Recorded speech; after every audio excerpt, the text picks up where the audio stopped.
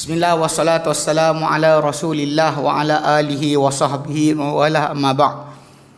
Baik, sambung Tadi kita ambil dah berkenaan dengan tajuk tempoh kita ambil alhamdulillah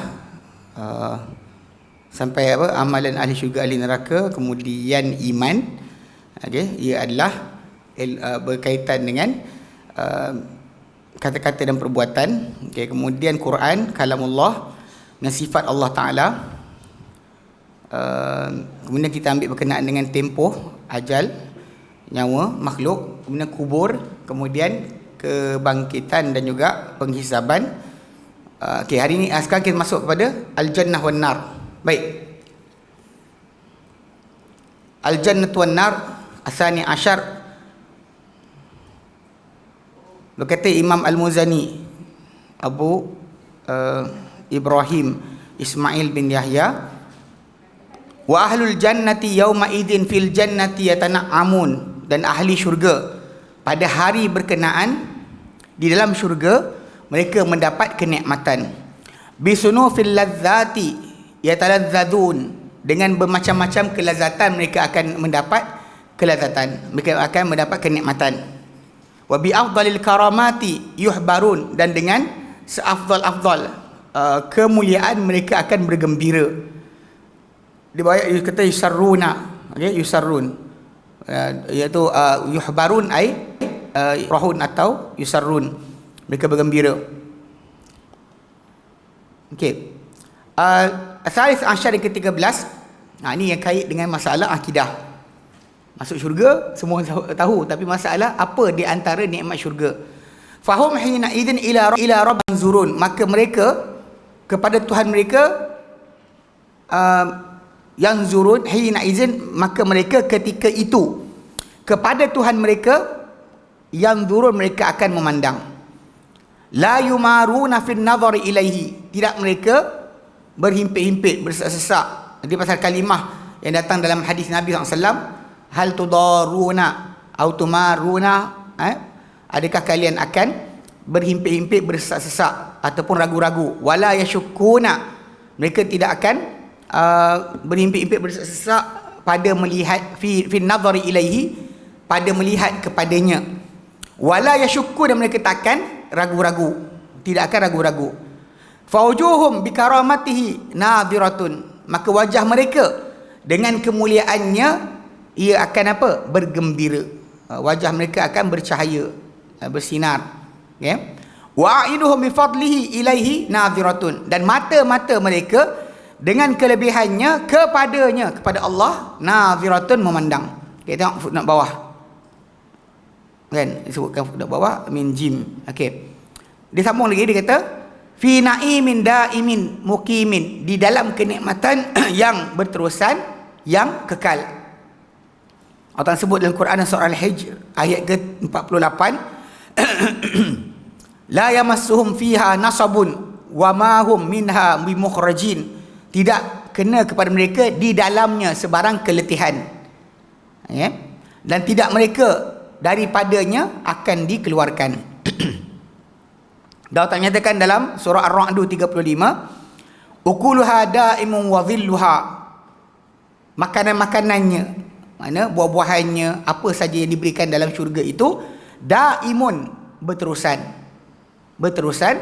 wa dhilluha, demikian juga akan redupannya, mana bayangannya, mana di dalam syurga nanti akan ada teduhan yang dalam hadis Sahih Muslim sebutkan perjalanan, ada pokok tu punyalah besar, akan menutup perjalanan mereka tu dengan keadaan ribuan tahun punya perjalanan. Tapi realiti dia benda ni adalah macam kita kata bila orang pincang, matahari tak ada, cahaya datang mana? Itu tajuk lain. Memang kita kata, dan bahkan tidak ada di sana malam. Syurga tidak ada malam. Tuan-tuan tidak akan tidur. Ini pasal asas yang tak dapat dibayangkan oleh akal kita. Macam mana kita sekarang ni sibuk, ada masa letih dan kita tidur kejap, kan? Kemudian ada masa kita lapar, kita makan, ada masa. Tapi dalam syurga tidak ada sedemikian. Semua kenikmatan yang diperolehi adalah bersifat kekal abadi, dan tidak ada perasaan pun dalam orang yang masuk syurga tadi keletihan atau kepenatan. Bahkan mereka takkan buang air besar, buang air kecil. Tak akan ada. Ini adalah realiti yang berbeza, yang tidak sama dengan kehidupan kita di dunia ini. Dunia ini kita ada letih, penat, luka, sihat, sakit dan sebagainya. Di dalam syurga tak akan ada kahak, tak akan ada sebarang kotoran. Semuanya bersih. Ini adalah di antara pengekalan yang tidak dapat difikirkan oleh akal. Sebab kita berbiasa dengan dunia ini dengan sifat tersebut. Sana akhirat dengan keadaan yang berbeza. Tilka uqbal ladzina taqau. Tilka uqbal ladzina taqau, itulah pengakhiran atau penamat atau balasan orang-orang yang bertakwa. Wa uqbal kafirin an-nar, dan balasan orang-orang kafir itu adalah neraka. Ar-Ra'd 35. Itu adalah apa yang dijanjikan bagi orang-orang yang wa ahlul jahdi, dan ahli penentangan, atau di satu riwayat datang wa ahlul juhudi, ahli penentangan atau penolakan. Ar-rabbihim yauma idin mahjubun, daripada Tuhan mereka pada hari mereka terhijab. Okey, yang kat situ daripada Al-Muzani, tengok footnote dekat bawah. Sami'tu Ibrahim ibnu Haram Al-Qurashi yaqul, aku mendengar Ibrahim bin Haram Al-Qurashi berkata, sami'tu Syafi'i yaqulu, aku mendengar Imam Asy-Syafi'i berkata, fi qaulihi ta'ala, pada firman Allah Ta'ala surah Mutaffifin ayat ke-15, kalla innahum ar-rabbihim yawma idzil lamahjubun, tidak sekali-kali sesungguhnya mereka daripada Tuhan mereka pada hari berkenaan pasti akan dihijab. Maka Imam Syafi'i kata, falamma hajabahum fi sukhti, maka apabila dia menghijab mereka dalam kemarahan atau kemurkaan, kana fi hadza dalilun, maka ada dalam perkara ini dalil ala annahum yarawnahu fi ridha, bahawa mereka, iaitu makhluk Allah Ta'ala, akan melihat Allah Ta'ala ketika redha, ketika dimurkai, dihijab, ketika diredai akan melihat Allah Subhanahu wa Ta'ala, bukan dengan image dicipta pada mata. Ini kena jaga sebab kadang-kadang ada orang yang dia masih lagi sebenarnya fahaman tu Mu'tazilah. Seriously, kalau kita lihat balik fahaman yang ada, bismillah,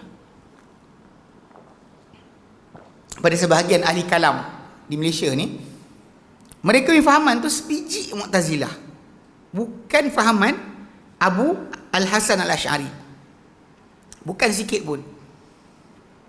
Tapi mereka gunakan topeng, kata kami ni Asy'ari. Tapi bila dia menafikan melihat Allah Ta'ala, Imam Asy'ari rahimahullah berhujah berkenaan dengan melihat Allah Ta'ala di dalam syurga nanti, di hari akhirat nanti, dengan kata-kata dia tentang melihat Allah Ta'ala dengan penglihatan yang betul-betul. Di dunia kita tak lihat. Sebab tu adalah hadis Nabi yang para sahabat kita bacakan semalam, bertanya kepada Nabi SAW, hal nara rabbana yaumal qiyamati, adakah kami akan lihat Tuhan kami pada hari kiamat nanti?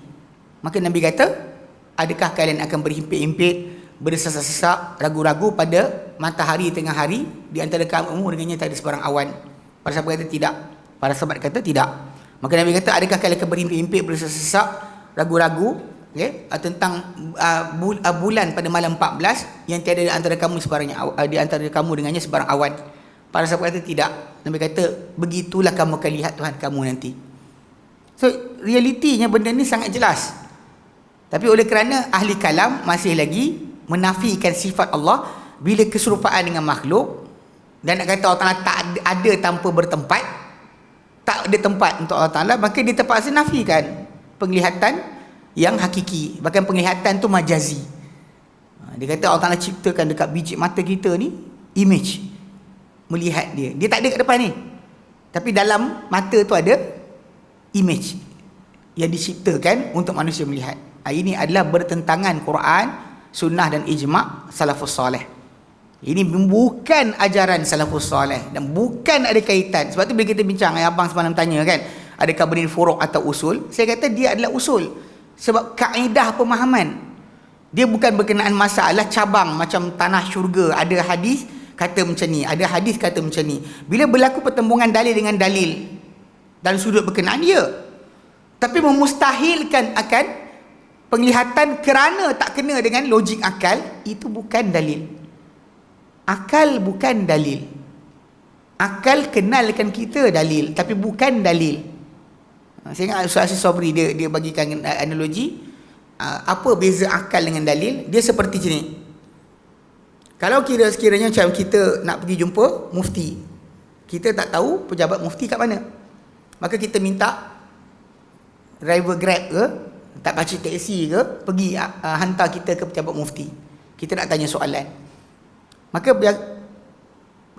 driver tadi hantar, pakcik taksi ke driver Grab tu hantar kita ke pejabat mufti. Sampai pejabat mufti, kita tanya soalan, halal ke haram? Mufti kata haram. Lepas tu kita pun turun, masih naik kereta nak patah balik. Maka driver Grab tadi atau driver taksi tadi tanya, mufti tanya, awak tanya apa? Saya tanya sekian. Mufti jawab apa? Haram. Lepas tu driver Grab tu kata, salah mufti tu. Sebenarnya boleh tu. Soalan, apa masalah dia? Masalah dia bukan berhak pun untuk bercakap. Dia bukan dalil. Ulang balik. Pasal ini dalil. Ini bukan dalil. Dia mengenal kita pada dalil. So bila orang tersebut menjadikan akal sebagai ukuran, bermakna dia tegakkan akal sebagai dalil. Akal untuk memahami tapi bukan dalil. Sebab nas tentang perkara-perkara ghaib, bukan ada ruang bagi akal untuk masuk menafikan kedudukan nas-nas berkenaan. Hanya kerana akal rasa mustahil. Sangat salah. Betul kita kata ini bukan perbezaan dalam masalah furu'. Ini masalah usul.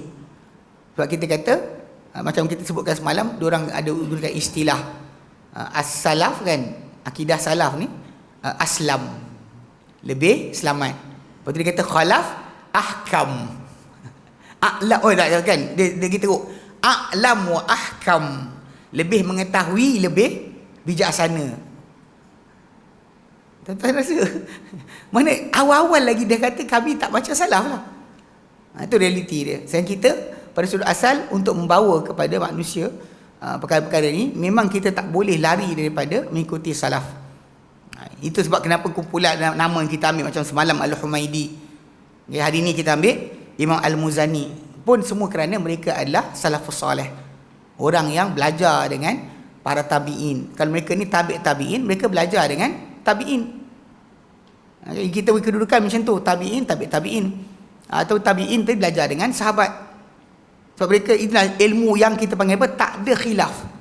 Sebab tu mazhab akidah tadi hanya muncul dengan tadi, lepas beberapa ratus tahun, lepas 200 tahun ke atas, barulah timbulnya mazhab-mazhab akidah. Daripada zaman para sahabat, diorang bezakan. Bahkan tabi'in mereka bezakan sunnah bid'ah. Sama ada awak ahli sunnah atau ahli bid'ah, tu je. Tak ada ahli sunnah pecahan kelima, tak ada. Satu pecahan je. Satu pecahan sahaja. Tidak ada di situ sebarang pecahan yang lain. Kena ingat baik. Dia kata apa dekat sini? Faqala lahu Abu Najm Al-Qazwaini. Maka berkata pada Imam Syafi'i, Abu Najm Al-Qazwaini, ya Aba Ibrahim. Dia kata ya Aba Ibrahim, dia kata kepada Imam Al-Muzani. Bila Imam Al-Muzani cerita apa Imam Syafi'i cakap, maka Abu Najm Al-Qazwaini kata, wahai Abu Ibrahim, ini gelaran Imam Al-Muzani, bihi taqulu, dengan pendapat itu engkau berkata, engkau berpegang pendapat Imam Syafi'i tu? Qala na'am. Dia kata ya. Wa bihi adinu, dengannya aku beragama. Faqama ilaihi Isam faqabbala ra'sahu. Lalu telah bangun kepada dia Isam, salah seorang yang hadir tu, dia kata dia dicium kepala Imam Al-Muzani. Wa qala, dan dia kata, ya sayyidi syafi'iyyin, wahai penghulu ulama-ulama mazhab Syafi'i, al-yauma bayyatta wujuhana, pada hari ini engkau telah cerahkan wajah-wajah kami. Mana kami selama ni rasa pasal dia tak bercakap.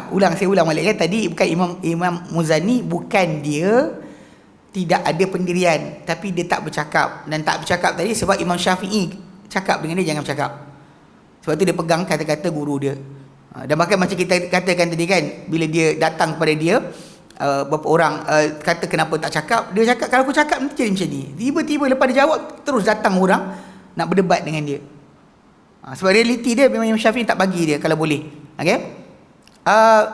Auradahu hakadha al-Makrizi fil Muqaffa Al-Kabir. Didatangkan riwayat ini oleh Al-Maqrizi dalam Muqaffa Al-Kabir, dan didatangkan juga riwayat ini oleh secara ringkas, sangat ringkas, oleh Baihaqi dalam kitab Manaqib Syafi'i, Manaqib atau kedudukan Imam Syafi'i rahimahullah. So sudut asal dia memang Imam Syafi'i sendiri pun letakkan pembukaan. So tak ada diajarkan buat image dekat biji mata.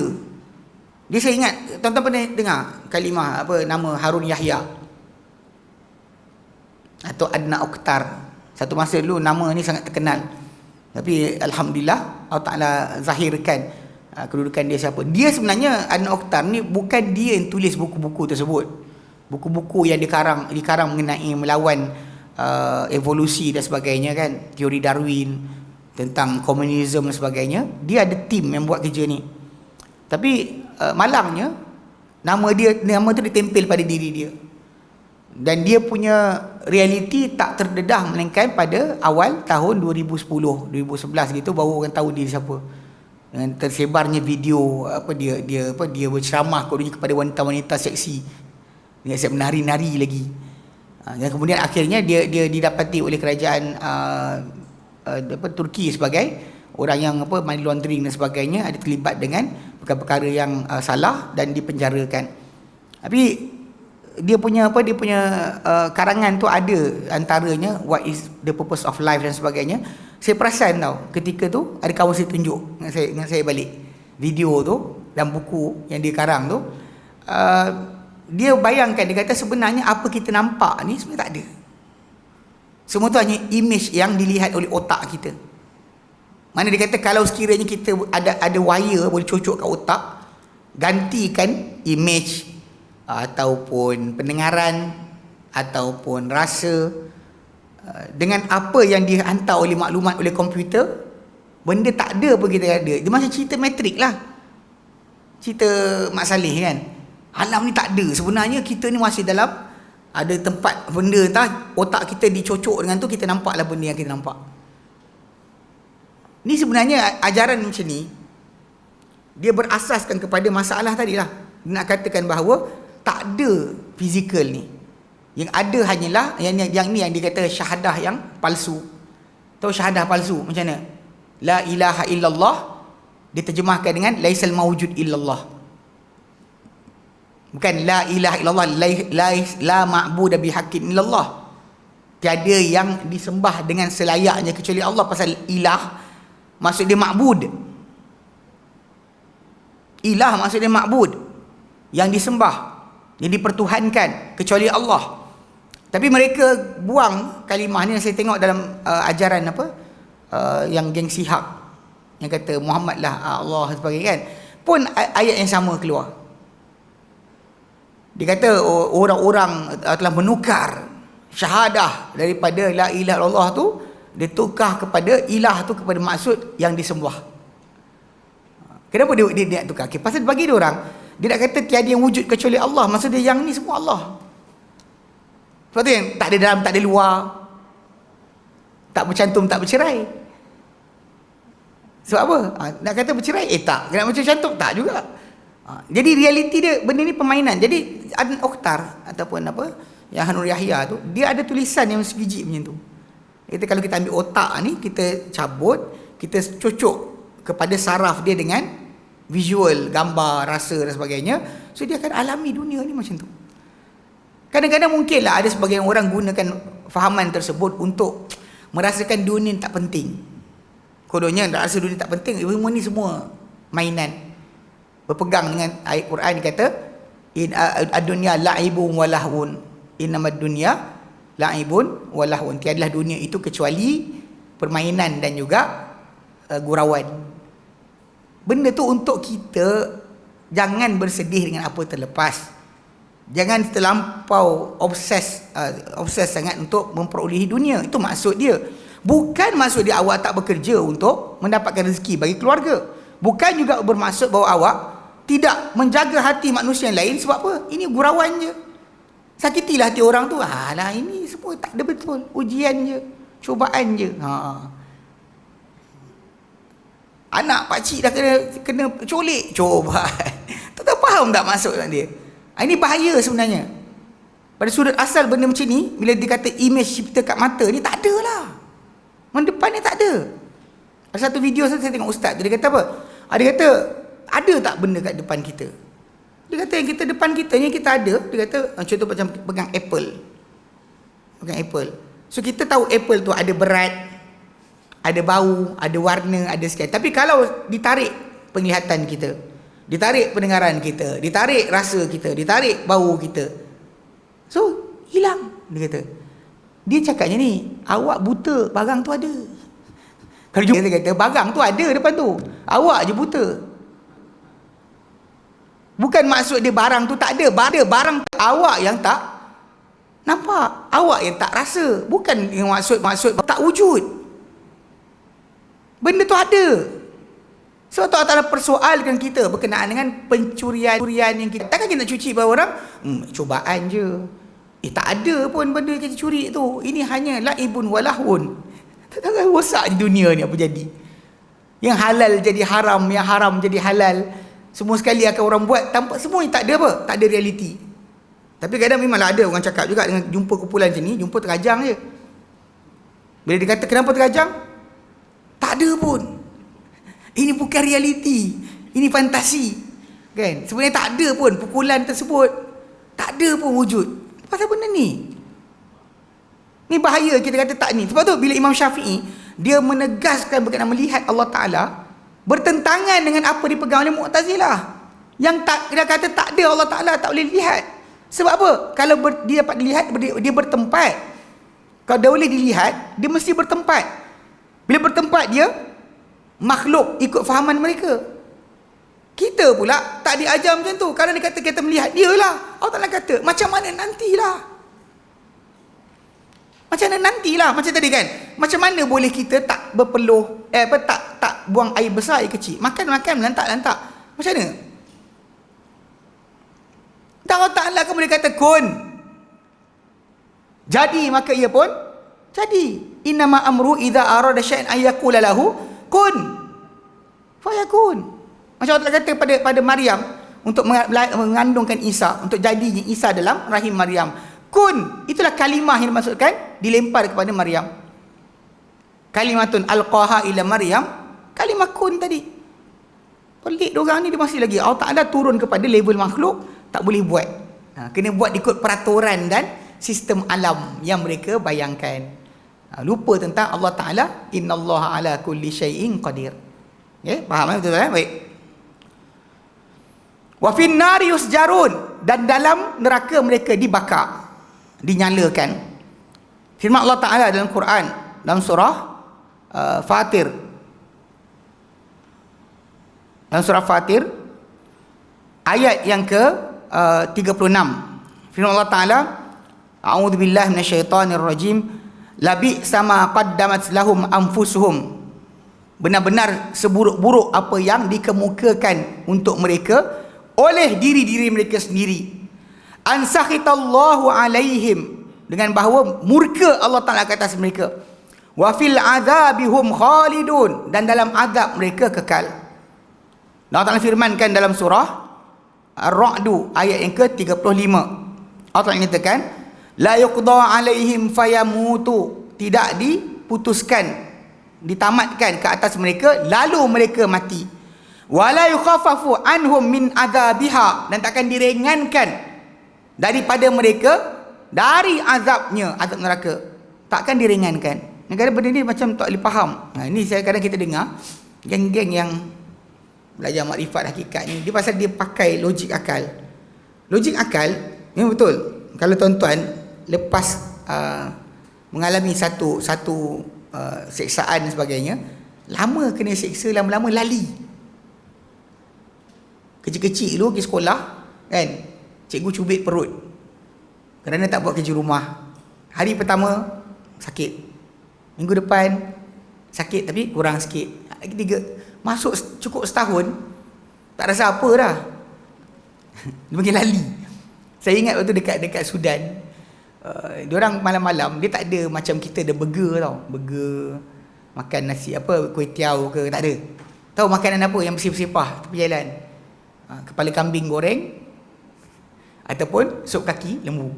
So kawarek keting lembu tu dia bersihkan bulu, tak ada, dia rebus 6 jam dan sebagainya, lembut makan. Besok dia tak ada benda pun, bawang dengan kentang dia letak. Tapi sedap juga. Kita budak-budak ni kan boring pergi dia makan. Tapi dia goreng, bila kita pilih kepala kambing tu kan, nak ni, dia ambil kepala kambing tu, dia bersihkan, buang gigi sebagainya, dia goreng. Kuali yang dia goreng tu tak ada pemegang. Dia letak bawang, letak rempah sikit, dia letak depan kita. Kita tengok dia pegang dengan tangan dia, kita pegang, melompat. Saya kata dengan kawan kita, pakcik ni kebal. Orang Sudan ni masak kambing tu kebal. Dia kata, kau tengoklah tangan dia tu macam tumit kau. Tangan dia dah kematu sampai macam tumit kita, tebal. Kalangan Mu'tazilah dan sebagainya, ada yang fahaman macam tu. Dia kata kalau dah lama sangat kena siksa, makhluk ni akan hilang rasa sakit. Ikut logik macam betul. Tapi kerana mereka tidak ikuti nas Al-Quran. Sebab tu kat sini dia kata la yukhaffafu anhumul azab, tak diringankan mereka azab. Diorang kata tapi kalau dah lama-lama jadi ringan lah, dah lali. Tapi masalahnya dia lupa. Dalam Quran Karim Allah Ta'ala sebutkan dalam ayat An-Nisa, surah An-Nisa 56 Allah Ta'ala nyatakan innal ladzina kafaru bi ayatina, ini orang-orang yang kufur terhadap ayat-ayat kami, bukti-bukti kami, saufa nuslihim nara, kami akan masukkan mereka dalam neraka, kullama nadijat juluduhum, setiap kali mana masak kulit mereka. Kita sakit ke apa, kulit kita yang rasa tau. Kalau kita punya kulit ni ada 3 lapis, epidermis, dermis, lemak. Sampai lemak tu semua sensor masih ada lagi. Tapi kalau terbakar sampai degree burn, kebakaran biasa doktor akan tengok orang yang terbakar tadi tahap berapa. Kalau tahap 1 baru lapisan epidermis, bawah tu ada lagi. Kalau tahap kedua baru sampai dermis. Kalau tahap ketiga sampai lemak putih. Ketika tu tak rasa apa.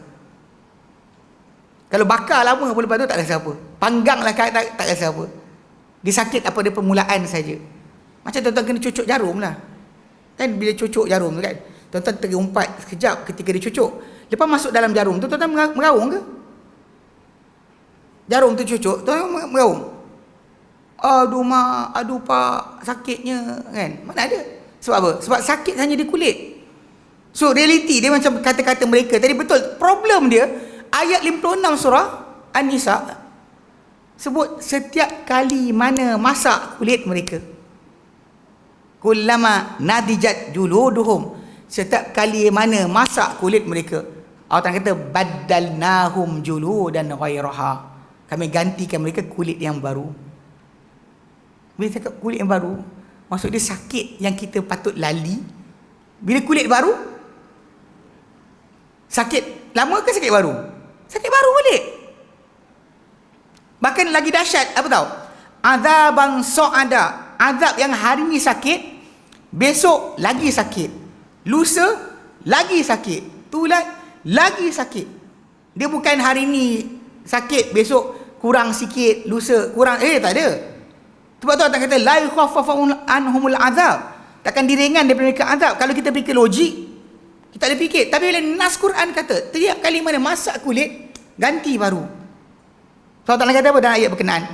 Baddalnahum juludan ghairaha, kami gantikan mereka yang kulit baru, kulit lain, liyadzuqul azab, so mereka merasakan akan azab. Ni ayat ni sebenarnya ayat yang sebahagian para ulama kata di antara bukti ilmu Al-Quran, ilmu Allah. So tajuk tentang kulit kita ni, reseptor sakit pada kulit, bukan pada seluruh kawasan anggota, sebenarnya tak diketahui oleh manusia kecuali dengan zaman ada mikroskop, ada brain scanner, ada uji kaji dan sebagainya, ada ubat bius. Ketika itu baru kita faham kulit ini kalau terbakar sampai lapisan ketiga barulah hilang rasa. Bahkan hilang rasa langsung, tak ada rasa apa, macam kurang selesa tapi tak rasa dah. Sakit tu hanya pada lapisan 2 lapisan pertama, sampai third degree tak rasa apa dah. Itu realiti yang kita tak boleh nafikan. So ilmu Allah. Jadi kalau kita kata bila baca pada ayat ni, segala kebarangkalian akal yang datang pada orang-orang ahli kalam ni tak valid. sejak asal. Cuma mereka tak baca ayat ni. Kalau mereka baca ayat ni, takkan keluar daripada kepala mereka, lepas lama-lama kena bakar, alah bisa, tegal biasa. Lama-lama tak sakit lah. Dia kata macam tu, lama-lama tak sakit. Duduk dalam neraka pun rasa macam happy je. Apa, anda ingat main-main ke? Ini amaran Tuhan yang menjadikan alam ini. Kan kita kata, Allah Ta'ala sebut, ala ya'lamu man khalaqa. Tak tahukah dia yang menciptakan? Dia cipta makhluk dia. Mestilah dia tahu apa benda yang paling menyakitkan untuk makhluk tadi. Dia luas pengetahuan, halus pengetahuan tentang hambanya.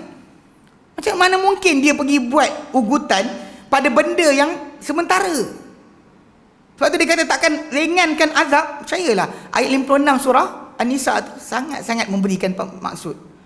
Mana orang yang kalau nak takut kepada ugutan, siksaan, ayat 56 surah An-Nisa tu sangat besar. Sebab ganti kulit untuk rasa azab. Ganti kulit liyadhuqul azab, so mereka merasakan azab. Ni realiti perkara ni. Kadzalika najzi kulla kafur. Demikianlah kami membalas setiap orang yang kufur. Itu surah Ar-Ra'd 35. Okey. Yep. Ayat mana? Surah Fatir mana tu? Oh ini dia salah ayat Ya. Okey, betul kan? Maksud dia nombor 7 tu nombor 6. Kan? Macam tu. Okey, footnote bawah tu Jazakallah khair. Okey, footnote bawah tu nombor 7, nombor 6 tu daripada atas tu kan. 4 5 5 betul. Okey. 6 tu patutnya tak ada situ. 6 tu patut terus surah Maidah Okey. 7 tu patutnya surah Maidah. 7 tu surah Maidah ayat 80. Nombor 8 tu adalah surah Fatir ayat ke-36. Betul kan Malik? Footnote tu dah lagi nombor sebab dia letakkan yusjarun tu. Wa finnar yusjarun tu itu dalam ayat lain. Itu sebenarnya daripada ayat surah Jazakallah khairan. Iaitu surah Ghafir 72. Wa finnari yusjarun fil hamimi thumma finnari yusjarun, ayat surah Fatir, ayat Ghafir, surah Ghafir 72. Itu yang lari sikit. Ni yusjarun nombor 6 tu adalah sebenarnya wa finnari yusjarun tu daripada ayat surah Ghafir. Surah Ghafir 72, Yang bawah tu yang nombor yang ayat labi sama qaddamas lahum anfusuhum tu, nombor 7 tu itu sebenarnya adalah nombor 6 Maidah Yang Fatir yang ayat yang ke berikutnya. Baik. Okey, dia kata ini yang Allah jadikan mereka terhijab dan dalam neraka mereka dibakar dan kekal mereka dalamnya. Dia kata khala man sya'allahu minal muwahhidin, selain sesiapa dikehendaki oleh Allah di kalangan orang yang mengesakan Allah Ta'ala. Ikhrajahum minha, dia ada pengeluaran mereka daripada neraka. Ini benda yang kadang-kadang pada sudut panggil apa? Syafaat. Yang ada hadis Nabi yang selalu terangkan. Saya pernah jumpa lah geng-geng yang sesat ni, dia cuba nak laga-lagakan Quran dengan hadis. Bila dengar hadis syafaat, dia kata mana boleh nak keluarkan, dah masuk neraka tiba-tiba keluar. Tak adil lah dia cakap macam tu. Masalahnya ini hak mutlak yang Allah Ta'ala berikan. Jadi dia tak faham juga. Tapi oleh kerana dia tak baca Quran dengan betul, saya bacakan pada mereka ayat Quran surah Maryam. Surah Maryam ayat 58 dia.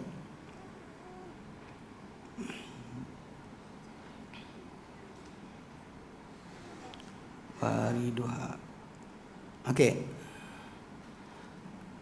Maryam 71.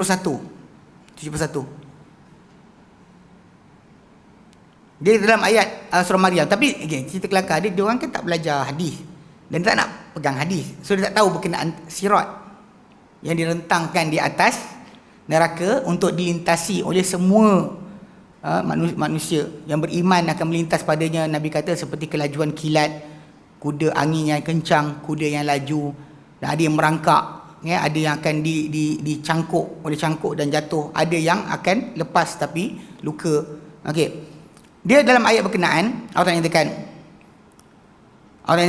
daripada ayat 68, fawarabbika, maka demi Tuhanmu hai Muhammad, lanahsyurannahum wasyayatina, kami akan himpunkan mereka dan syaitan-syaitan, thumma lahdirannahum haula jahannama jithiya, dan kami akan hadirkan mereka di sekitar jahannam dalam keadaan melutut. Thumma nanzi'anna min kulli syi'atin, dan kami akan keluarkan daripada setiap kumpulan, ayyuhum asyaddu 'alar rahmani itiya, siapakah di kalangan mereka terhadap Tuhan yang Maha Penyayang paling derhaka.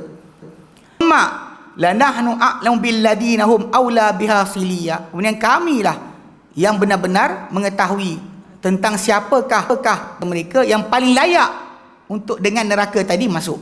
Ini tapi ayat 71 yang diorang tak belajar, saya bacakan ayat ni. Wa im minkum illa wariduha, tiada di kalangan kamu kecuali pasti memasukinya, datang kepada neraka.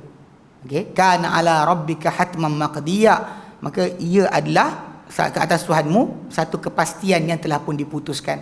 Yang kita ini sirat yang dilintangkan di atas neraka. Okey. Thumma, kemudian Allah kata, nunajjil ladzina taqau, kami akan selamatkan orang-orang yang bertakwa. Kamu akan masuk lintas tapi kami akan selamatkan orang yang bertakwa. Jadi sampai ke situ dia ayat dia pening kepala. Sebab dia macam ada ayat boleh ada penyelamatan lepas lintas pada neraka. Tapi diorang tak nak baca hadis. Saya kata, ayat ni. Diorang kadang-kadang lebih suka nak mempermainkan dengan dalil, tapi diorang tak faham Quran dengan betul. Okey, Allah nyatakan, wa nadharudz zalimin, kami biarkan orang yang zalim fiha, dalam neraka tu, jithiyah, dalam keadaan melutut. So basically memang penyelamatan tu akan berlaku. Penyelamatan tu akan berlaku.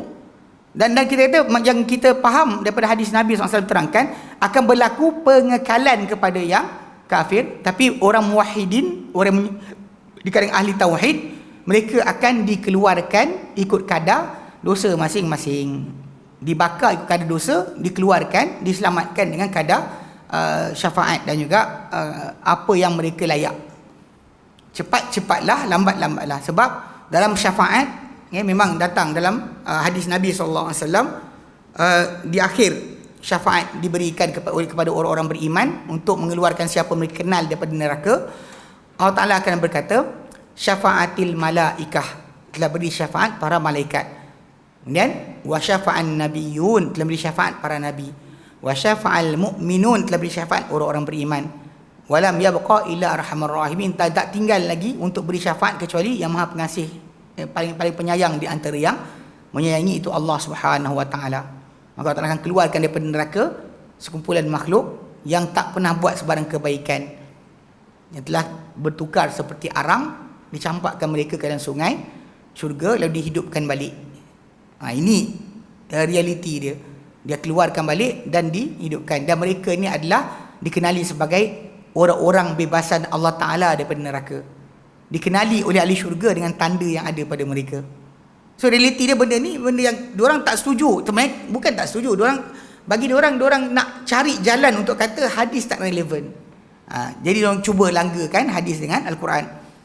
Cuma yang kita kata dari sudut asal tadi, memang penyelamatan daripada neraka berlaku untuk orang beriman tadi dengan 3 peringkat lah. Para malaikat, para nabi, okay, kemudian orang beriman, dan akhirnya Allah Subhanahu wa taala keluarkan daripada neraka makhluk yang tak pernah buat kebajikan sedikit pun. Syurga paling bawah akan ada untuk mereka. Jelas faham Baik. Dia kata lagi, okey, seterusnya. Ta'atul a'immati wal umara'i wa man'ul khuruj 'alaihim. Mentaati para pemimpin, okay, para pemerintah, dan melarang untuk memberontak terhadap mereka.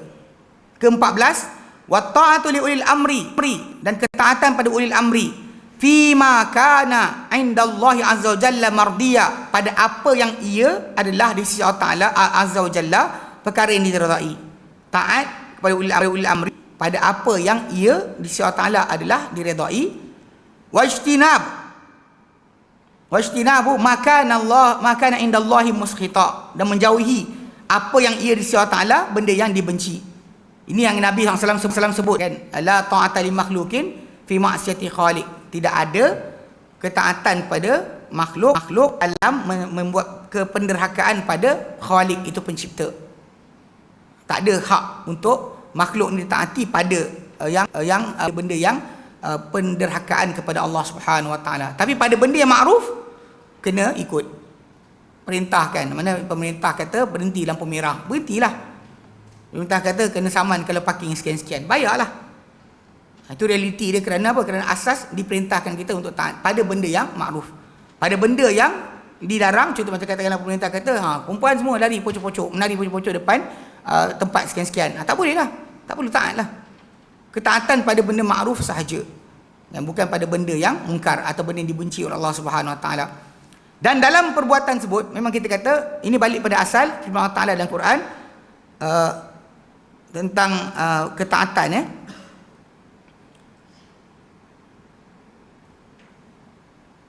ketaatan kepada pemerintah atau ulil amri ni memang datang daripada perintah Allah Subhanahu Wa Taala. Wa ulil amri minkum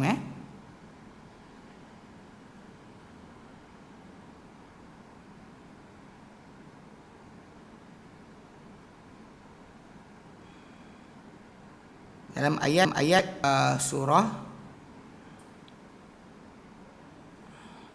An-Nisa 59. An-Nisa 59 Allah Ta'ala nyatakan, ya ayyuhalladzina amanu, hai orang beriman, atiullaha wa atiur rasula wa ulil amri minkum. Hai orang beriman, taatilah Allah dan taatilah Rasul dan orang yang memegang urusan di kalangan kalian. Memang Allah Ta'ala perintahkan perkara tersebut. Dan bahkan Nabi SAW pernah dalam hadis Irbad bin Sariyah, yang bila dia kata Nabi SAW bercakap, memberi pesanan pada satu hari di hadapan para sahabat, dia kata dengan pesanan yang menjadikan air mata mengalir kan, mana sedih dan bahkan dia orang kata seolah-olah dia adalah pesanan satu ucapan selamat tinggal. Jadi mereka minta kepada Nabi SAW, berikanlah mereka pesanan, apa nak wasiatkan kepada kami. Maka Nabi kata kepada mereka, usikum bis-sam'i wat ta'ah, aku perintahkan kamu untuk dengar dan taat. Wa in ta'ammar alaikum abdun habashi, sekalipun menjadi pemerintah ke atas kamu seorang hamba Habsyah. Ini disebut oleh Nabi SAW, pasal bagi orang Arab benda ni hina, dikuasai oleh orang Habsyah hina. Tapi Nabi pesan, Nabi kata kalau mereka jadi pemerintah kamu, dengar dan taat. Nabi kata dengar dan taat. Ini benda ni yang dipegang. Sebab tu para sahabat Nabi SAW tidak terlibat dalam perkara-perkara berkaitan pemberontakan kepada pemerintah, kerana mereka berpegang dengan arahan Nabi SAW. Yang sampai keluar Khawarij, yang keluar kumpulan-kumpulan lain, kerana mereka ni tak puas hati dengan keadaan yang berlaku, pemerintahan yang berjalan, lalu mereka terus ajak orang ramai untuk memberontak. Alasan dia kononnya untuk kebaikan, untuk keadilan, untuk kesaksamaan. Tapi akhirnya bila mereka naik pula, mereka lagi teruk. Ini realiti yang banyak jadi. Macam tuan dengar ada yang orang-orang yang buat ajaran sesat. Dia kata Sultan setan. Nanti 10 tahun sekini Sultan setan, berapa tahun akan datang, maka orang pun benci, kita tukar jadi republik. Republik ni adalah kerajaan pilihan rakyat, tak ada monarki, tak ada raja. Dia kata dia nak macam tu. Tapi kalau kita lihat sebenarnya orang macam ni dia tak baca sejarah. Dalam sejarah dunia sebenarnya pemerintahan yang jadi dengan bentuk republik ni paling jahat.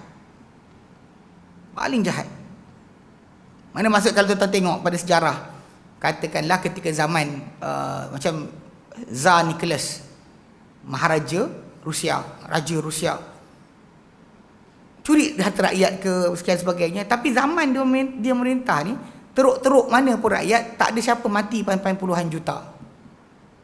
Tapi bila diambil alih kerajaan tersebut oleh contoh macam ketika tu Joseph Stalin. yang ambil lepas Stalin. Okey. Zaman Joseph Stalin, pemerintahan dipanggil republik. Mana rakyat punya kerajaan. Rakyat kerajaan rakyat dia kata. Okey. Rakyat Rusia mati 40 juta. Ukraine tu saja mati tiap tahun 3 juta. Di China contohnya, Mao Zedong zaman dia merintah, yalah Maharaja China jahat. Memang mengarut lah kalau tuan-tuan tengok sejarah tentang Maharaja China ni, dia pelik sikit. Dia buang air dalam bekas pun semua hamba-hamba dia kena ambil bau. Oh sedapnya bau. Tak sedap pun tapi dia kena cakap sedap. Dia angkat macam Tuhan kan. Tapi realiti dia tahu tu apa masalah dia. Okey, lepas jatuhnya Maharaja tadi, maka Maharaja tu dibuat dalam pembuangan kerja pun, jadi tukang sapu sampah sebagainya, tak ada jawatan. Kerajaan ketika tu korang kerajaan rakyat. Mao Zedong dengan pemikiran sosialis atau komunis yang dia ada tu, dia laksanakan pemerintahan pada rakyat dalam tahun 4 tahun 1958 sampai 1961, 58, 59, 60, 61, 4 tahun. Rakyat Cina mati 45 juta. Kalau kumpul keseluruhan zaman pemerintahan Mao Zedong, yang kerajaan republik ni, kerajaan rakyat dia panggil, 60 juta rakyat Cina mati. Bukan 6 juta, bukan 6 ribu, bukan 6 orang, 60 juta. Tahu tak? Yang 4 tahun, yang 4 tahun 58, 59, 61 tu kebuluran berlaku di China. Dan kebuluran berlaku tu, punca dia simple je. Dia bunuh burung pipit. Dia buat kempen. Pasal dia kata kita ni nak tanaman banyak, tak nak kongsi dengan orang sekian, kita kena jadi kuasa besar dalam tanaman. Maka dia buat kempen. Ni tanaman lah, tapi dia bunuh 4 pest, 4 serangga dan haiwan perosak. Tikus, tikus, lalat, nyamuk. Ini okey ni. Yang keempat ni masalah, burung pipit. Diorang buat peraturan tu, burung pipit dibunuh beramai-ramai sampai pupus burung pipit dekat China. Tapi masalah dia, bila burung pipit mati, serangga perosak jadi banyak. Dan sekali tanam apa saja semua makan di serangga. Ketika tu baru kita, alamak kan. Yang boleh kejar serangga perosak tu adalah burung pipit. So apa jadi? Rakyat dia kebuluran. Mati kebuluran. Sebelum Hong Kong dipulang kepada China, tahu jumlah rakyat dikatakan mati ketika itu 15 juta. Jumlah itu sangat besar. Beri kesan kepada masyarakat Asia Tenggara terutamanya. Tengok China mati 15 juta, kita pun buat kempen perancang keluarga. Jangan bagi beranak banyak, sebab takut nanti kebulur macam China, mati berjuta-juta manusia. 15 juta tu tahun kita merdeka tak sampai rakyat Malaysia 15 juta pun. Jadi ketakutan semua orang sekat. Sedangkan kalau fikir logik, banyak orang tak tahu kenapa, macam tahun 60-an, kenapa kerajaan Malaysia mengamalkan untuk perancang keluarga. Sedangkan kita nak bina negara kena ada tenaga rakyat. Nak buat bangunan ke nak sekian. Kalau rakyat tak ada, siapa nak buat kerja? Kenapa kita buat kerja macam tu? Kita buat kempen. Sebab kita dengar China mati 15 juta. Mati pemimpin dia gemuk je makan. Serius. Pemerintah yang kata kami kerajaan rakyat, kenyang makan. Korea Utara macam tu juga. Rakyat dia sengsara, pemimpin dia elok je. Minum arak, isap curut mahal dan sebagainya. Ini realiti yang tuan-tuan kena jaga.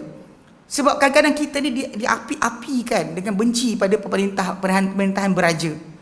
Sebenarnya orang yang naik dalam keadaan dia tak pernah memerintah, dia tak pernah jadi raja, kadang-kadang zalim dia tu lagi teruk banding raja yang ada, sultan yang ada. Yang tak pernah jadi raja ni naik, dia lagi jahat.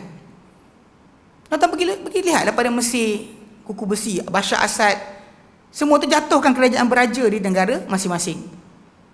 Bila jatuh kerajaan beraja, dia orang naik, lagi teruk rakyat kena. Yang sebut tadi kan 40 juta Rusia, 60 juta Cina.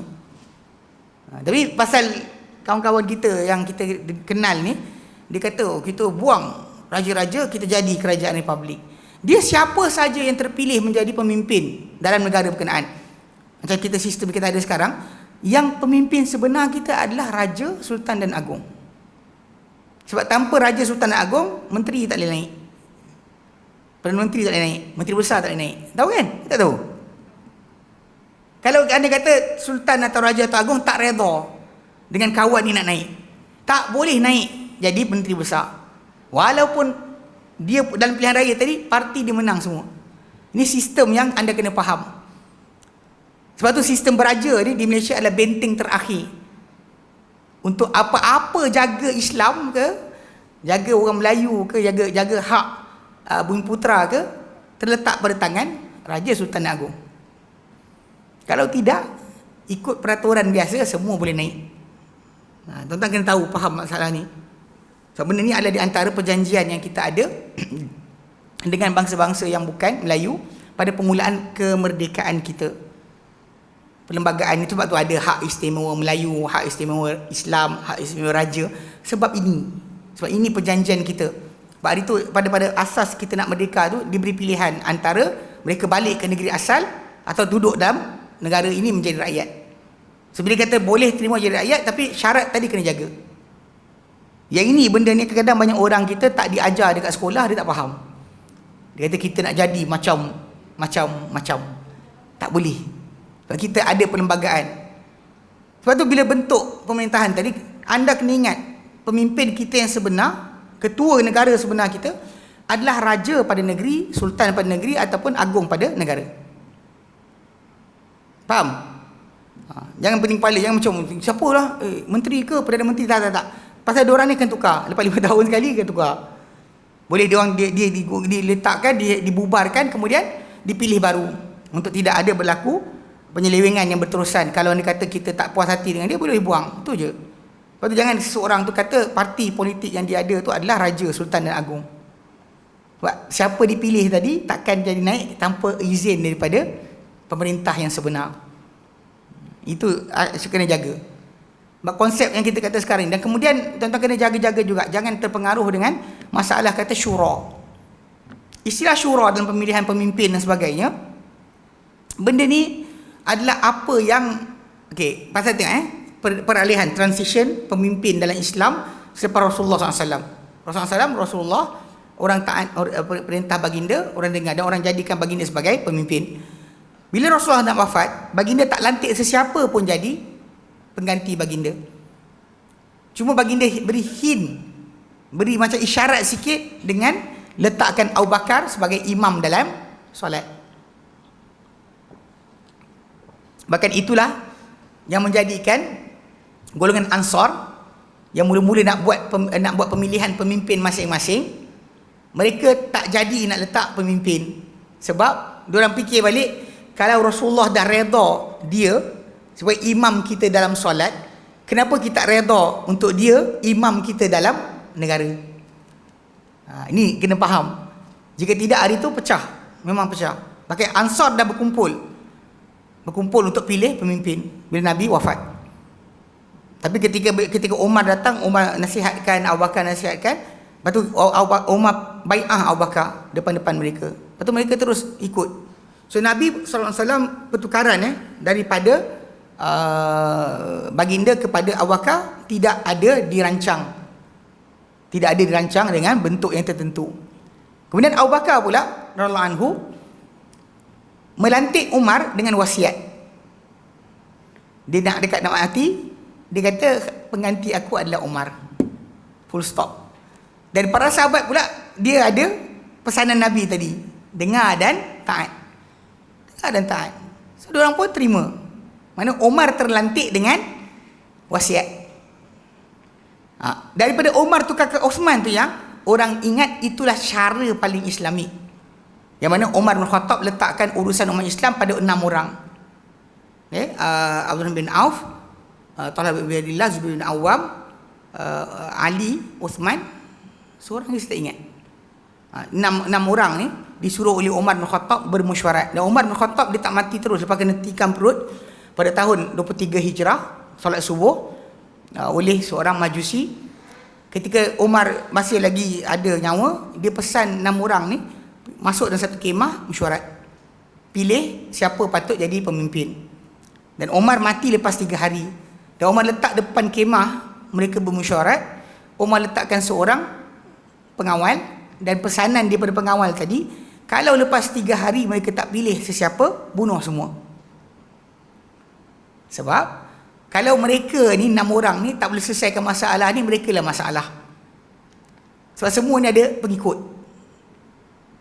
Osman ada pengikut dia, ni ada pengikut dia. Jadi kalau diorang tak bersatu untuk pilih, maka diorang ada masalah. So Umar kata, kalau diorang lepas daripada 3 hari tak pilih, engkau bunuh semua sekali. Ni kalau kita dengar kan macam zalim kan, tapi itulah dia. Dari situlah orang ingat ini syura. Inilah satu-satunya cara pertukaran kuasa dalam Islam. Tak, mereka mesyuarat dan pilih Osman. Kemudian kita kata Osman terlantik. Osman dibunuh pada tahun 35 Hijrah. Lalu pembunuh-pembunuh Osman yang kita bincang Khawarij semalam, dioranglah yang melantik Ali. So soalan, pelantikan Ali sah tak sah? Sah. Sebab kalau tak, macam mana Ali nak jadi khalifah? Sebab Nabi sebut khilafah sesudahku 30 tahun. Dan ketika matinya Osman, masih lagi lebih kurang dalam 6 bulan. Lebih kurang 5 tahun. Sebab Osman mati 35. So kita ada 5 tahun lagi untuk cukupkan 30. Sebab Nabi wafat 11 Hijrah. So patut ada sampai 40. So bila Osman mati tahun 35, masih belum cukup jumlah itu 40. Maka Ali terima pelantikan sebagai khalifah. Kemudian daripada Ali bila dia dibunuh, maka dilantik anak dia, Hasan bin Ali serah jawatan kepada Muawiyah. Muawiyah lantik anak dia, dan dia tulis dalam surat pelantikan sunnah Abu Bakar dan Umar. So macam mana Abu Bakar dan Umar lantik? Memanglah kalau ikut tuan-tuan tak kata, tapi dia bukan macam Umar, dia bukan macam Abu Bakar. Tapi cara pelantikan tadi, macam mana Abu Bakar lantik Umar dengan wasiat, dia lantik anak dia dengan wasiat. Sebab tu kebanyakan orang angkat tangan, tak cakap apa. Tak puas hati pun macam geram je, tapi tak cakap apa. Realiti dia, ini masalah yang kadang-kadang kita lihat. Pertukaran pemimpin tadi sebenarnya tak punya salah pun. Kalau tuan-tuan dengar dia kata kita nak syura ni kan, dia tak faham pun apa benda syura. Syura tu maksud dia musyawarah. Tapi bukan macam pemimpin tadi terlantik dalam Islam, bukan dengan satu bentuk cahaya. Boleh jadi A atau B atau C. Cara terlantik. Faham? Ini masih lagi, inilah kita nak jatuhkan pemimpin. Dia masalah lah. Balik pada asal, bila terlantik dan ditaati, maka jalan. Itulah pemimpin kita. Suka atau tak suka. Dan dia kata watarkul khuruji 'inda ta'addihim wa jawrihim, dan meninggalkan perbuatan memberontak. Memberontak ketika pelampauan mereka dan juga kezaliman mereka. Kalau mereka zalim ke, mereka melampau ke, tak boleh kita memberontak. Bawa senjata keluar menentang mereka. Wa taubatu ila Allah azza wa jalla kaima ya'tifu bihim ala ra'iyatihim, dan taubat kepada Allah Ta'ala azza wa jalla supaya akan belas kasihan terhadap mereka, dengan mereka terhadap rakyat mereka. Dia tengok footnote bawah penjelasan dia. Qala Ibnu Abdul Aziz Al-Hanafi fi syarh Tahawiyati, berkata Ibnu Abdul Aziz Al-Hanafi dalam syarah kitab Tahawiyah muka surat 370. Dia kata apa? Wa amma luzumu ta'atihim wa injaru, adapun berterusan melazimkan, memestikan diri untuk mentaati mereka, itu para pemerintah sekalipun mereka zalim, melampau. Fali annahu yatarattabu 'alal khuruji min ta'atihim, kerana sungguhnya tersusun di atas perbuatan memberontak atau keluar dari mentaati mereka, minal mafasidi, daripada kerosakan-kerosakan, adha'afu ma yahsulu min jawrihim, yang berganda daripada apa yang terhasil daripada kezaliman mereka. Dia orang zalim, tapi bila keluar menentang tadi, kerosakan lagi dahsyat daripada ketika mana mereka buat. Kalau saya secara peribadi kan, macam kami di Yaman dulu, memang presiden Yaman kan sebelum ni, Ali Abdullah Saleh, memang rakyat kata tak suka, kata dapat nilai rasuah lah benda. Tapi ketika zaman di Aman, universiti kami belajar boleh, terus ada orang boleh terus belajar, tak ada ulama dikejar untuk dibunuh. Tapi ketika dia jatuh, maka naik kumpulan Houthi Syiah ni, maka dia cari ulama, nak bunuh ulama lari. Kebanyakan ulama-ulama di Yaman dah lari ke luar. Sebagian besar ada dekat ni Turki. Sebab dia orang cari. So tuan bayangkan, hilangnya ruang untuk belajar, hilangnya keamanan, hilangnya semua sekali sebab hanya kerana tadi. Memanglah kita kata orang tu jahat, tapi kadang-kadang dengan orang jahat tadi Allah Ta'ala bantu agama. Itu realiti yang kadang orang tak fikir. Pada sudut yang kita ni seronoklah, sekianlah, tapi akhirnya jadi sebaliknya. Okey?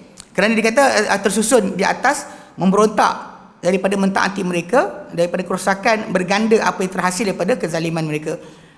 Dia kata bal fi sabri ala jawrihim takfirus sayiat. Bahkan dalam bersabar terhadap kezaliman mereka, pelampauan mereka, ada penghapusan bagi kesalahan-kesalahan atau dosa-dosa bagi orang yang bersabar. Wa mudha'afatul ujuri, serta penggandaan apa? Pahala. Sebab kita dicuba, diuji oleh pemimpin tadi, itu ada ganjaran di sisi Allah Ta'ala di atas kesusahan tersebut. Fa inna Allah Ta'ala, kerana Allah Ta'ala masallatahum alaina, tidak mengkuasakan mereka ke atas kita, illa li fasadi a'malina, kecuali kerana kerosakan amalan-amalan kita. Wal jaza'u min jinsil amal, dan balasan di sisi Allah Ta'ala adalah daripada jenis amal. Kita rosak amal, Allah Ta'ala bagi kita orang yang akan jaga kita, yang tak sayang kita jaga kita. Orang yang tak sayang kita tapi jadi pemerintah kita, dia kerja macam tu. Fa'alainal ijtihadu fi istighfar, maka wajib ke atas kita untuk bersungguh-sungguh dalam meminta keampunan. Wa taubati, bertaubat, wa islahil amal, dan membaiki amal. Maka dia kata fa idza arada ar-ra'iyatu ay takhallasu min zulmil amiri adh-dhalimi falyatruku adh-dhulma. Maka apabila mengkehendaki rakyat untuk berlepas diri atau melepaskan diri daripada kezaliman pemerintah yang zalim, maka hendaklah mereka sendiri meninggalkan kezaliman. Ini sudut asal, mana Allah Ta'ala kuasakan kita dengan sebab dosa kita. Ini bukan candu masyarakat. Masalah juga ada orang kata, ini ustaz, inilah candu masyarakat. Akidah ni lah menyebabkan diktator terus berkuasa. Tapi realiti dia, ini yang para sahabat Nabi beramal dengannya.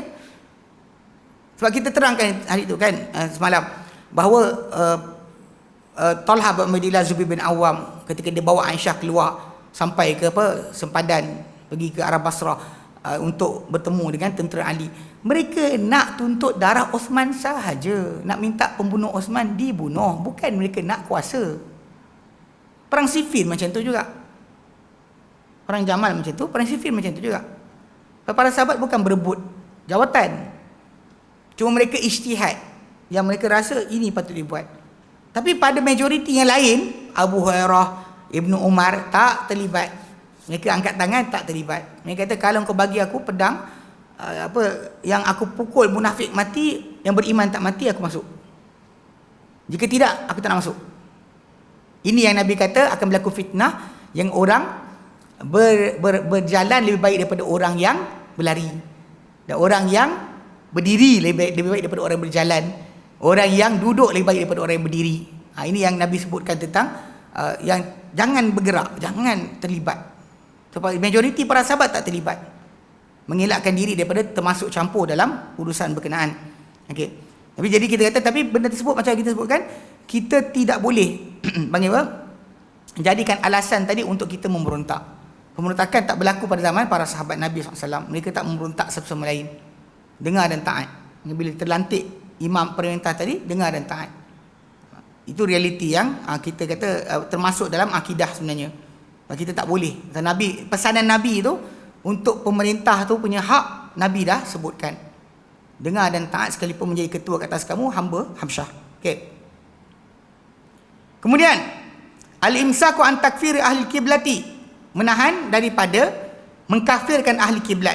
Ke-15, al-khamisu asyar, Al-khamisatu asyar, yang ke-15, wal imsaku an takfiri ahli kiblati, serta menahan daripada mengkafirkan ahli kiblat. Okey, wal bara'ati minhum fi ma ahdatsu, dan berlepas diri daripada mereka pada apa mereka ada-adakan. Maksud dia, kalau anda kata kita mengkafirkan ahli kiblat ni, tak boleh. Okey, dengar.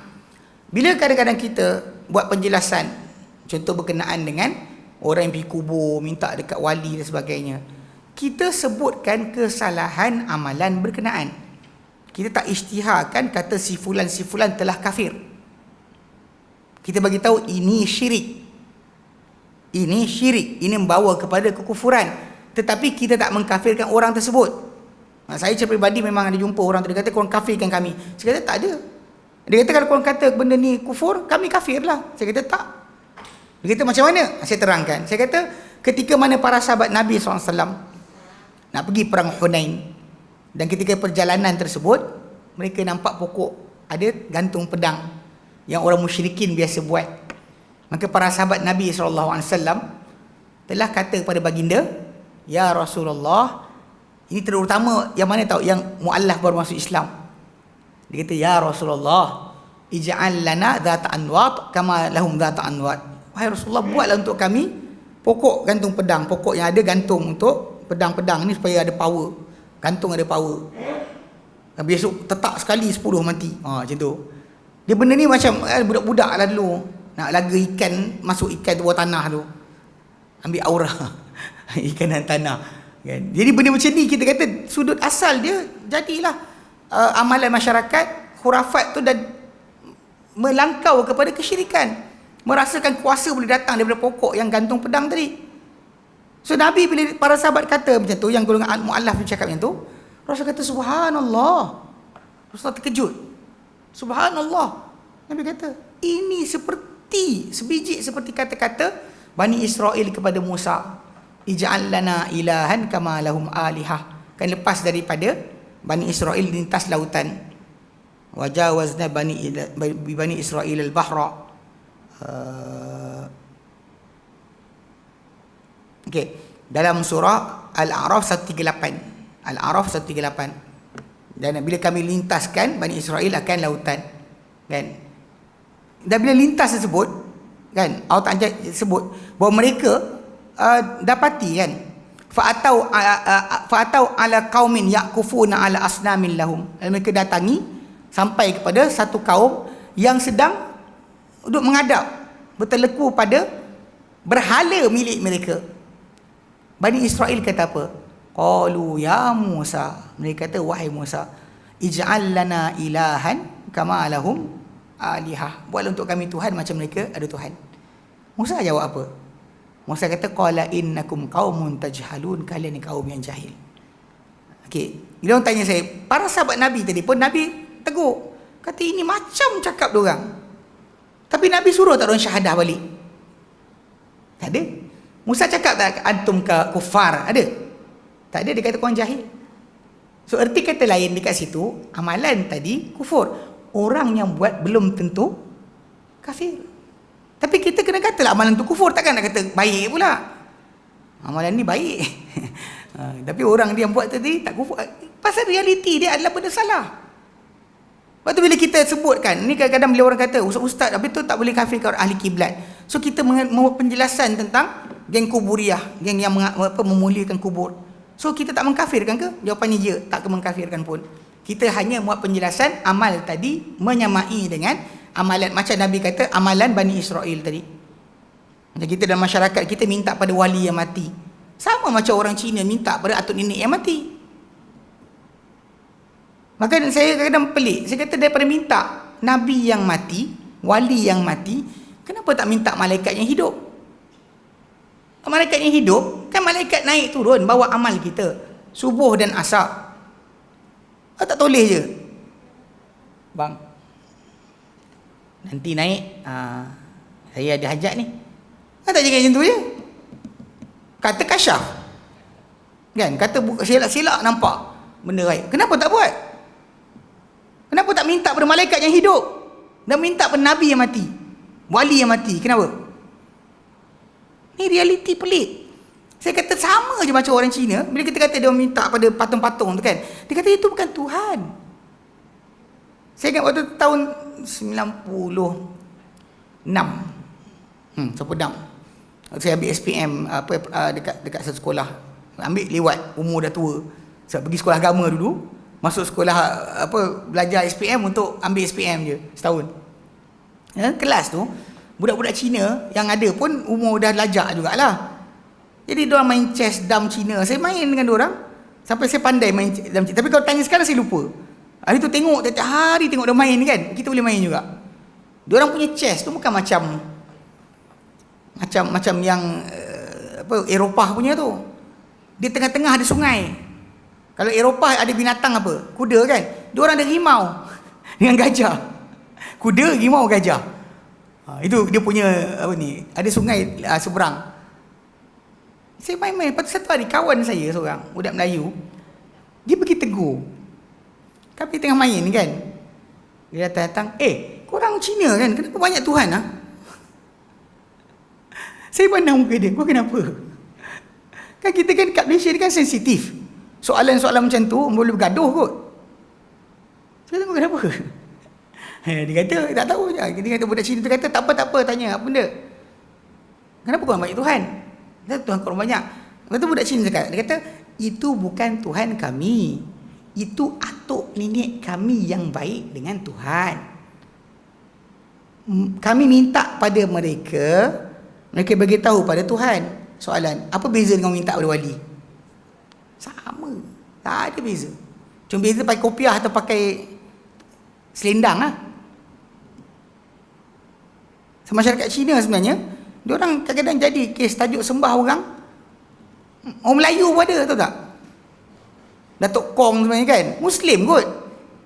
Saya ingat abang kita, Abang Talib, dia cerita, dia kata dia pernah cakap pada mak dia kata dengan dia, lu baliklah, dia kata, hari ni Jumaat kita makan babi. Lepas tu dia kata, kenapa Jumaat tak makan babi? Lepas tu dia katalah, nyatuk yang kita sembah tu orang Islam.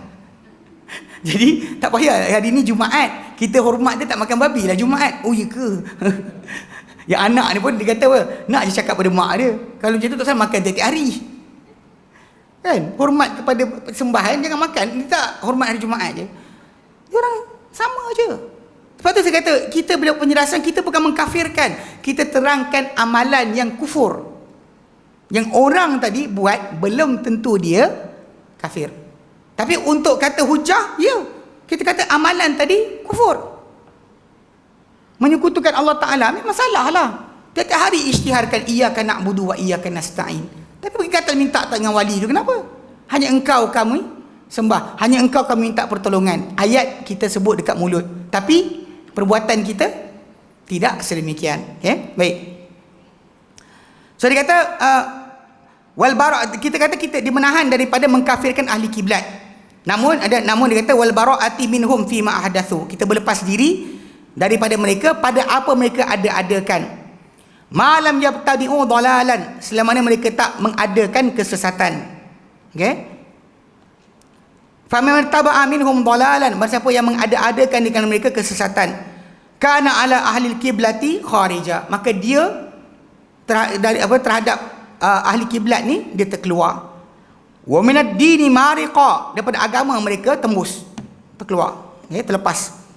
Wa yataqarrabu ila Allah azza wa jalla bil bara'ati minhu, dan dijadikan mendekat diri kepada Allah Taala dengan berlepas diri daripada orang berkenaan. Ini merujuk kepada ayat 4 surah Mumtahanah. Surah Mumtahanah.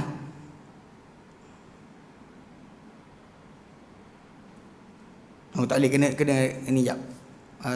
Off je minta izin jap. Okey. Tak boleh.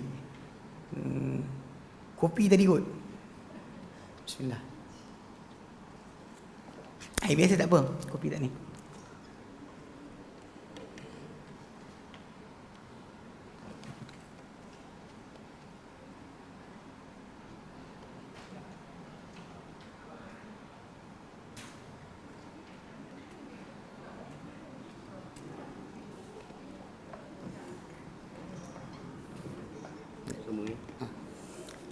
Baik. kopi-kopi. Dia lactose intolerance. Baik, bismillah wassalatu wassalamu ala rasulillah. Okay, sama boleh ya, sebutkan tadi bahawa perbuatan berlepas diri daripada perkara-perkara sedemikian.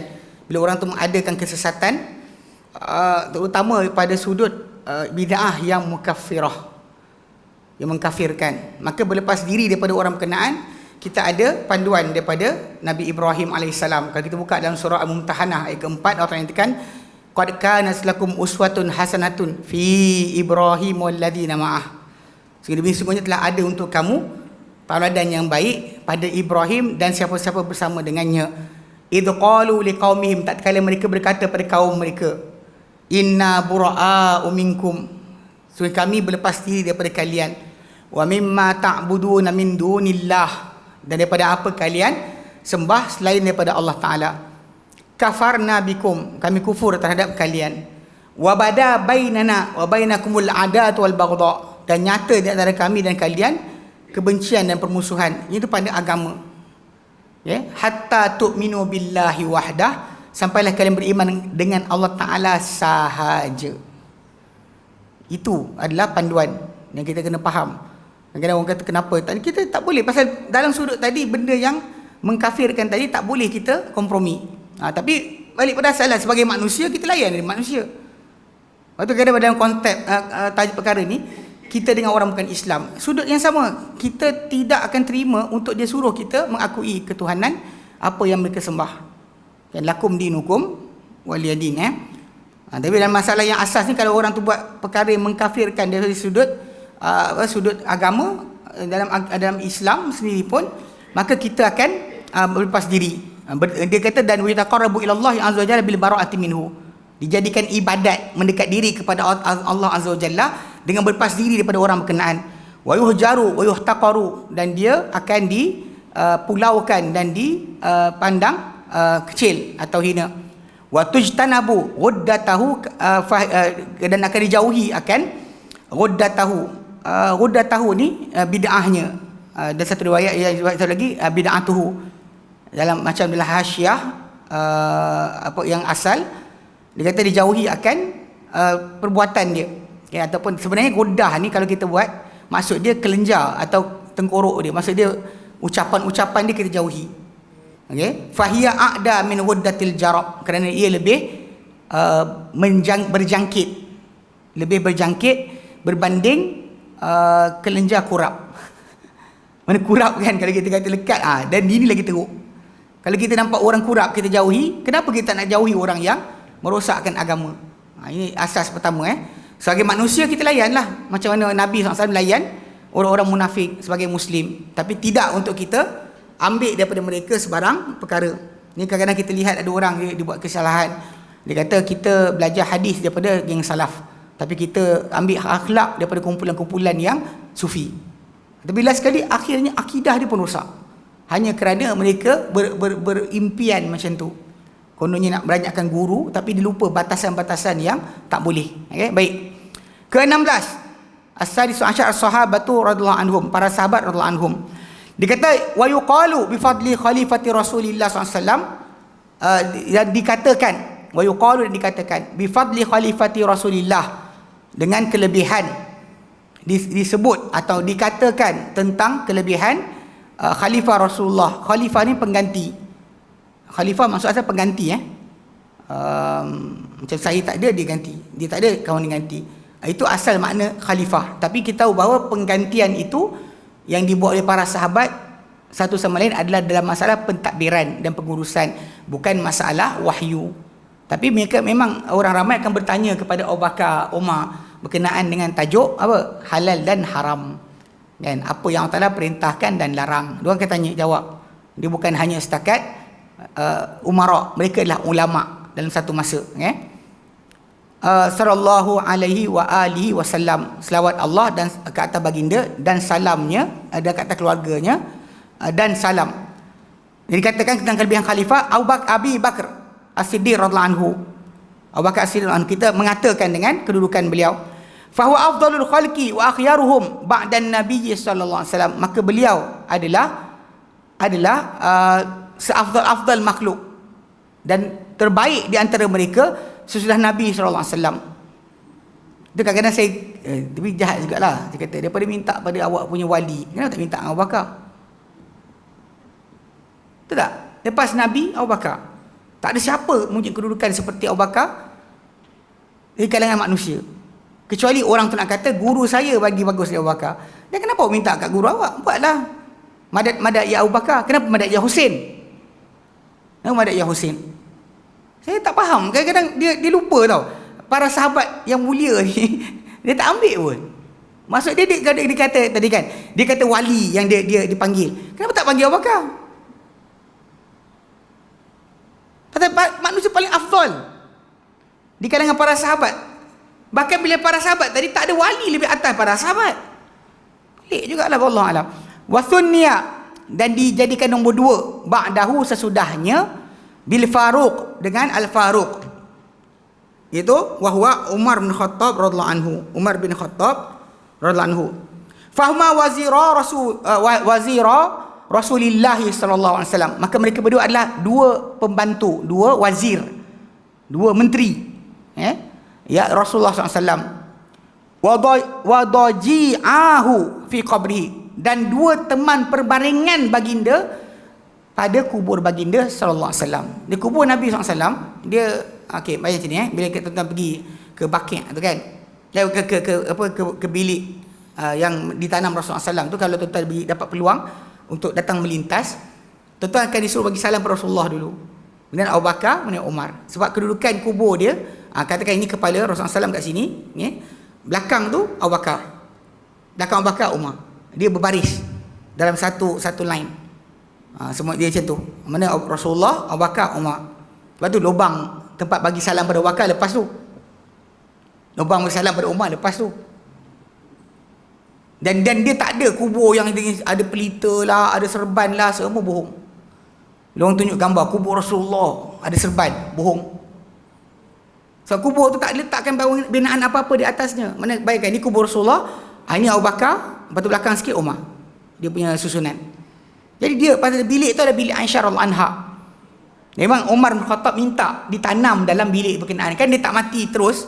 Dia dan minta utusan pada Aisyah radhiyallahu anha, minta izin dia ditanam dalam bilik mana ditanam Rasulullah dan juga Abu Bakar. Ini 2 orang tadi ditanam bersama Rasulullah SAW. Okey. Okey, itu habis. Okey. Wa nusallisu bi dzil nurain Uthman bin Affan, dan kita jadikan nombor 3 dengan yang memiliki 2 cahaya. Dzil nurain ini disebut kepada Uthman memiliki 2 cahaya sebab dia jadi menantu Rasulullah 2 kali. Dia kahwin dengan Ummu Kalsum, Zainab. Dia kahwin dengan Ummu Kalsum, dengan Ruqayyah atau Ummu Kalsum. 2 anak Nabi sallallahu alaihi wasallam, Ruqayyah dan Ummu Kalsum. 2 ni adalah isteri kepada Uthman bin Affan. Mana mula kahwin dengan Ruqayyah mati, kahwin Ummu Kalsum mati. Sebab tu digelar Dzun Nurain, yang memiliki 2 cahaya. Okey. Uthman bin Affan radhiyallahu anhu. Thumma bidzil fadli wal tuqa, kemudian dengan memiliki kelebihan dan ketakwaan, siapa? Ali bin Abi Talib radhiyallahu anhum ajma'in. Allah Taala terhadap mereka, ke semua mereka. Thumma al-baqina minal asharati, kemudian baki daripada yang 10.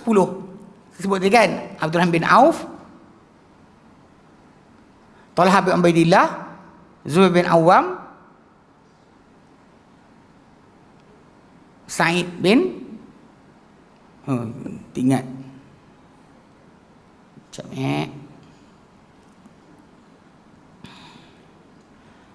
Sa'id bin Zaid, Sa'ad bin Waqqas dan Abu Ubaidah bin Jarrah. Itu yang 6 orang lagi. Disusulkan, dia kata baki daripada 10 yang aujabalahum Rasulullah sallallahu alaihi wasallam al-jannata, yang mewajibkan untuk mereka Rasulullah SAW akan syurga. Wa nukhlisu likulli rajulin minhum minal mahabbati, dan kita ikhlaskan untuk setiap seorang di kalangan mereka daripada kecintaan, rasa cinta. Biqadri alladhi aujaba lahum Rasulullah SAW minat tafdil, dengan kadar yang diwajibkan untuk mereka oleh Rasulullah SAW daripada pengutamaan. Thumma kemudian lisairi ashabi, kemudian kepada semua baki sahabat-sahabat baginda min ba'dim, sesudah mereka yang 10 tu, radhiyallahu anhum ajma'in, sebab redha Taala terhadap mereka, ke semua mereka. Ini pada asas tentang kedudukan para sahabat. Cuma macam kita terangkan semalam kan, para sahabat Nabi SAW yang menjadi rujukan kita, dia mula dengan 4 khulafa tu, kemudian skop tu dikecilkan. Kalau nama sahabat saja masuk Abdullah bin Ubay sekali, tapi bila dikecilkan skop kepada yang menjadi menjadi ikutan kita, hanyalah as-sabiqunal awwalun, as-sabiqunal awwalun. Kemudian kita kecilkan lagi sampai kepada 4 khulafa yang disebutkan oleh Rasulullah SAW. Baik. Wa yuqalu bi fadlihim, dan kita dan kita kata wa yuqalu bi fadlihim, dan kita dikatakan dengan kelebihan mereka. Mana para sahabat ni akan dituturkan, kita akan cakapkan dengan kelebihan mereka. Wa yudhkaruna bi mahasini af'alihim, dan mereka akan dikenang dengan keelokan perbuatan mereka.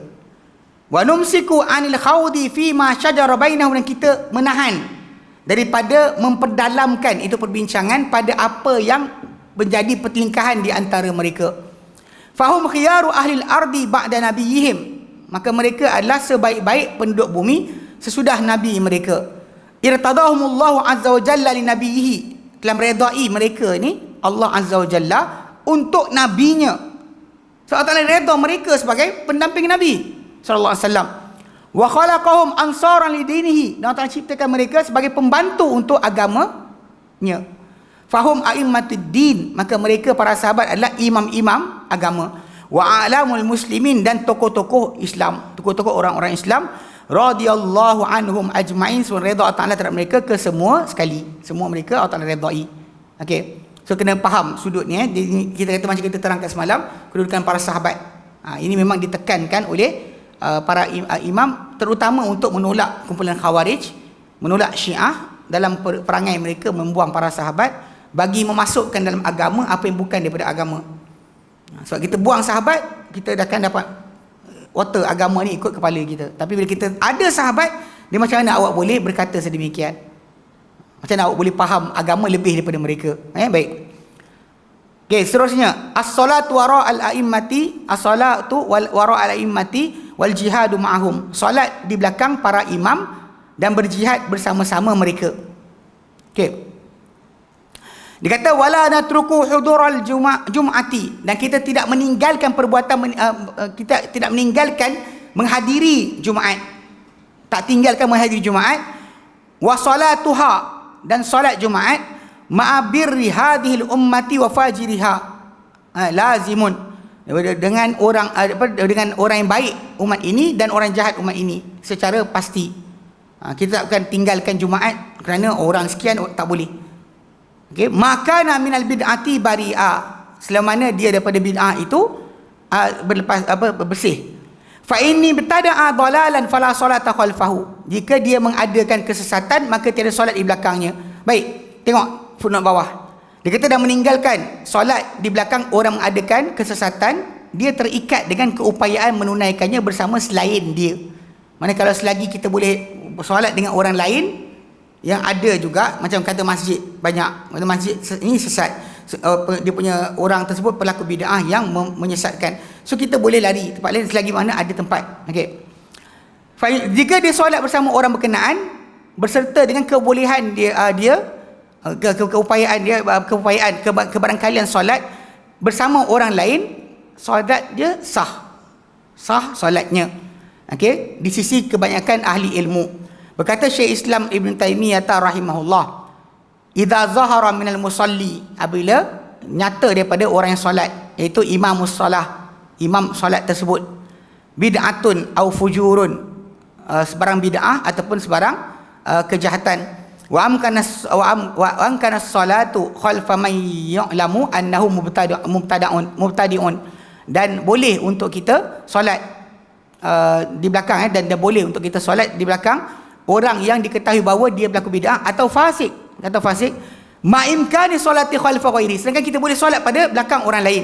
Okey, dia kata fa aktsaru ahli ilmi yusahihuna salatal ma'mumi, maka kebanyakan keseluruhan ahli ilmu mensahihkan solat makmum berkenaan. Walaupun kita boleh solat dengan orang lain, kita solat juga dengan orang tu, tetap solat dia majoriti ahli ilmu kata sah. Okey. Wa amma idza lam yumkin as-salatu illa khalfal mubtadi' aw al-fajiri, adapun sekiranya tak boleh untuk solat kecuali di belakang orang yang melakukan bid'ah atau orang yang jahat, kal jum'ati, seperti Jumaat, allati imamuha mubtadi'un. Itu tak larilah Jumaat pasal kita tak ada ruang untuk berjemaah tempat lain, kena berjemaah dekat masjid yang ada Jumaat. Okey, seperti Jumaat pada yang imamnya pelaku bid'ah, ataupun fajir, walaysa hunaka jum'atun ukhra, tak ada Jumaat tempat lain. Okey, fa hadhihi tusalla khalfal mubtadi'i wal fajiri 'inda ammati ahli sunnati. Maka ini solat ni akan disolatkan di belakang ahli bid'ah tersebut ataupun orang jahat berkenaan di sisi umum ahli sunnah wal jamaah. Dia kata apa? Okey, di mana dia bagi alasan. Sebab apa? Faqad kana as-sahabatu radhiyallahu alaihim. Kerana sungguhnya para sahabat, redha Allah ke atas mereka, SWT redha Allah kata mereka, yusalluna khalfa man ya'lamuna fujurahu. Mereka solat di belakang orang-orang yang mereka tahu akan kejahatan orang tersebut. Kama shalla Abdullah bin Mas'udin wa ghairuhu khalfal Walid bin Uqbah bin Abi Mu'aid. Sebagaimana solatnya Abdullah bin Mas'ud dan selain beliau di belakang Al-Walid bin Uqbah bin Abi Mu'aid. Sedangkan siapa Al-Walid bin Uqbah ni? Wa kana qad yashrabul khamra, dia dahulu seorang yang minum arak. Wa shalla marratan as-subha arba'an, dia pernah sekali kemudian mabuk, dia solat subuh 4 rakaat. Ambil kau. Wa jalalahu Uthman bin Affan ala zalika. Uthman pernah sebat dia di atas perbuatan berkenaan mabuk tadi. Okey. Wa kana, itu satu. Okey. Kemudian wa kana Abdullah bin Umar wa ghairuhu minas sahabati, dan dahulunya Abdullah bin Umar dan selain beliau di kalangan para sahabat, yusalluna khalfal Hajjaj bin Yusuf Al-Thaqafi. Solat di belakang Hajjaj bin Yusuf Al-Thaqafi, seorang yang sangat kejam. Bunuh para sahabat, anak para sahabat, bunuh tabi'in dan sebagainya. Tapi para sahabat masih lagi solat di belakang dia. Wa kana sahabatu, demikian juga dahulunya para sahabat, wa tabi'un, dan para tabi'in, yusalluna khalfa Ibnu Abi Ubaid wa kana muttahaman bil ilhad. Dia dulu pernah dituduh, ada pertuduhan dia ni bercakap dengan perbuatan atheism, wallahu alam sejauh mana jauh tadi kan. Wa da'iyad ila dhalal, dan menyeru kepada kesesatan. Tapi mungkin kerana tu kerajaan lantik dia jadi imam di tempat tersebut, dia imam. Itu dikatakan. Jadi sebab tu umum ahli ilmu mengatakan tidak mengapa untuk solat, dan solat tu sah. Okay? Sebab tu yang ni kena faham, jangan lari daripada masjid. Saya kadang paling masalah bila dengar orang yang mengaku ahli sunnah, ikut sunnah, tinggalkan masjid. Alasan orang buat kunut. Ni bagi orang KL. Yang kat sini pun mengagut jugalah bila tinggalkan masjid sebab tak ada kunut. Pun mengagut juga. Lagi teruk. Yang sana tadi dia buat, kita dia tak boleh tinggalkan jemaah tadi. So perbuatan meninggalkan jemaah, macam kita ceritakan kisah Ibn Mas'ud sebut tentang Uthman solat 4-4, bertentangan dengan perbuatan Nabi solat 2-2 di Arafah. Tapi dia tak buat jemaah baru. Jaga bab tu. Ini adalah benda yang paling bahaya. Perbuatan kita duk tebuk lari kan. Orang yang ahli bid'ah lari, kita fahamlah. Kita yang ahli sunnah lari macam mana? Sebab kita ada para sahabat salafus soleh, contoh kita dalam perkara tersebut. Tak boleh kita tinggalkan jemaah hanya kerana ada khilaf fiqhiyah ataupun ada perkara-perkara yang kecil dalam perkara tersebut kita tinggalkan. Lagi teruk kadang-kadang orang tu tinggalkan sebab orang tu zikir kuat. Pun salah juga. Pelik-pelik kan. Baik. Okey, dia kata wal jihadu ma'a kulli imamin adlin au jairin. Demikian juga haji berjihad dengan setiap pemimpin adil ataupun zalim. Tak kira dia zalim ataupun dia adil, kita disuruh dituntut untuk berjihad di belakang pemerintah tersebut. Okey. Okey, kemudian dan yang terakhir sekali dia kata wal hajj, demikian juga haji. Haji ya, kalau anda kata memang pemimpin itu tunaikan, dan haji ni ketua dia ikutkan siapalah. Kalau kita tak suka pun orang berkenaan, tapi dalam masa sama dia masih lagi dikira sebagai imam dalam perkara berkenaan. Jadi dilantik oleh kerajaan, so kita solatlah atau kita datang haji dengan dia. Walaupun kita tak redha dengan dia. Tak ada kita tinggalkan. Baik. Qasrus salati wal ikhtiyaru baina siyam wal iftari fil asfar. Okey. Mengqasarkan solat dan juga memilih di antara puasa dan berbuka ketika musafir. Ke-19. wal iksarus salati fil asfari, dan perbuatan memendekkan solat ketika musafir. Itu merujuk kepada ayat surah An-Nisa ayat 101, wa ikhtiyaru fihi, dan pilihan padanya. Ini bab solat memang sentiasa qasar. Bab jamak kita boleh option qasar, ketika musafir memang qasar. Nabi tak pernah solat tamam. Tapi pilihan padanya ketika musafir bainas siyamul iftar fil asfar, untuk memilih di antara puasa atau berbuka ketika mana musafir. Ingat pasal dia bab qasar solat dia suruh qasar. Tapi dalam bab apa? Bab puasa option, boleh buat mana satu. Insya asama wa insya aftara. Jika dia nak dia berpuasa, jika dia nak dia berbuka. Baik. Kemudian ijtima' aimatil huda madin ala hadhil maqalat. Okay, ini kesimpulan. Berhimpunnya imam-imam petunjuk yang zaman-zaman telah lalu di atas kata-kata ini. Dia kata hadhihi maqalatun wa af'alun. Ini adalah kata-kata, himpunan kata-kata dan perbuatan-perbuatan yang berhimpun padanya ijtama' alaihi al-madun, golongan yang telah berlalu, al-awwalun, yang mula-mula, min a'immatil huda, daripada imam-imam petunjuk, wa bi taufiqillahi, dengan taufik Allah Taala, i'tasama bihat tabi'un, dan berpegang dengannya para tabi'in, qudwatan wa ridha, dalam keadaan mengikuti dan juga untuk mendapatkan keredaan, sukarela tanpa paksa. Tengok sahabat diorang pegang, ini pegangan para sahabat. Janibut takallufa fima kufu. Mereka menjauhi akan perbuatan memberat-beratkan diri pada apa mereka telah dicukupkan. Mana apa yang telah datang dalam agama, cukup kadar itu, cukuplah kadar itu. Jangan tambah-tambah. Dia tak buat.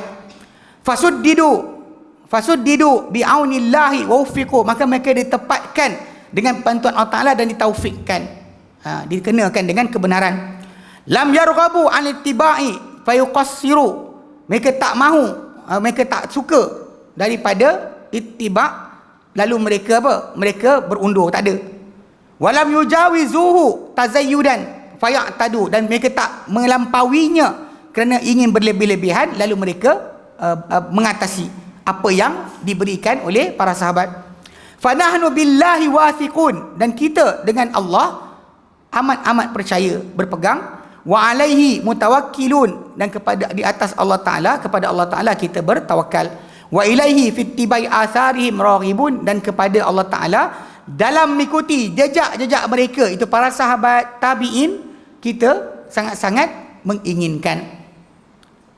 Kemudian al-muhafazatu ala ada'il faraidi warrawatibi wajtinabil muharramat, penjagaan terhadap menunaikan kefarduan-kefarduan dan juga amalan-amalan yang rawatib, yang sentiasa dibuat tanpa tinggal, serta menjauhi perkara-perkara haram.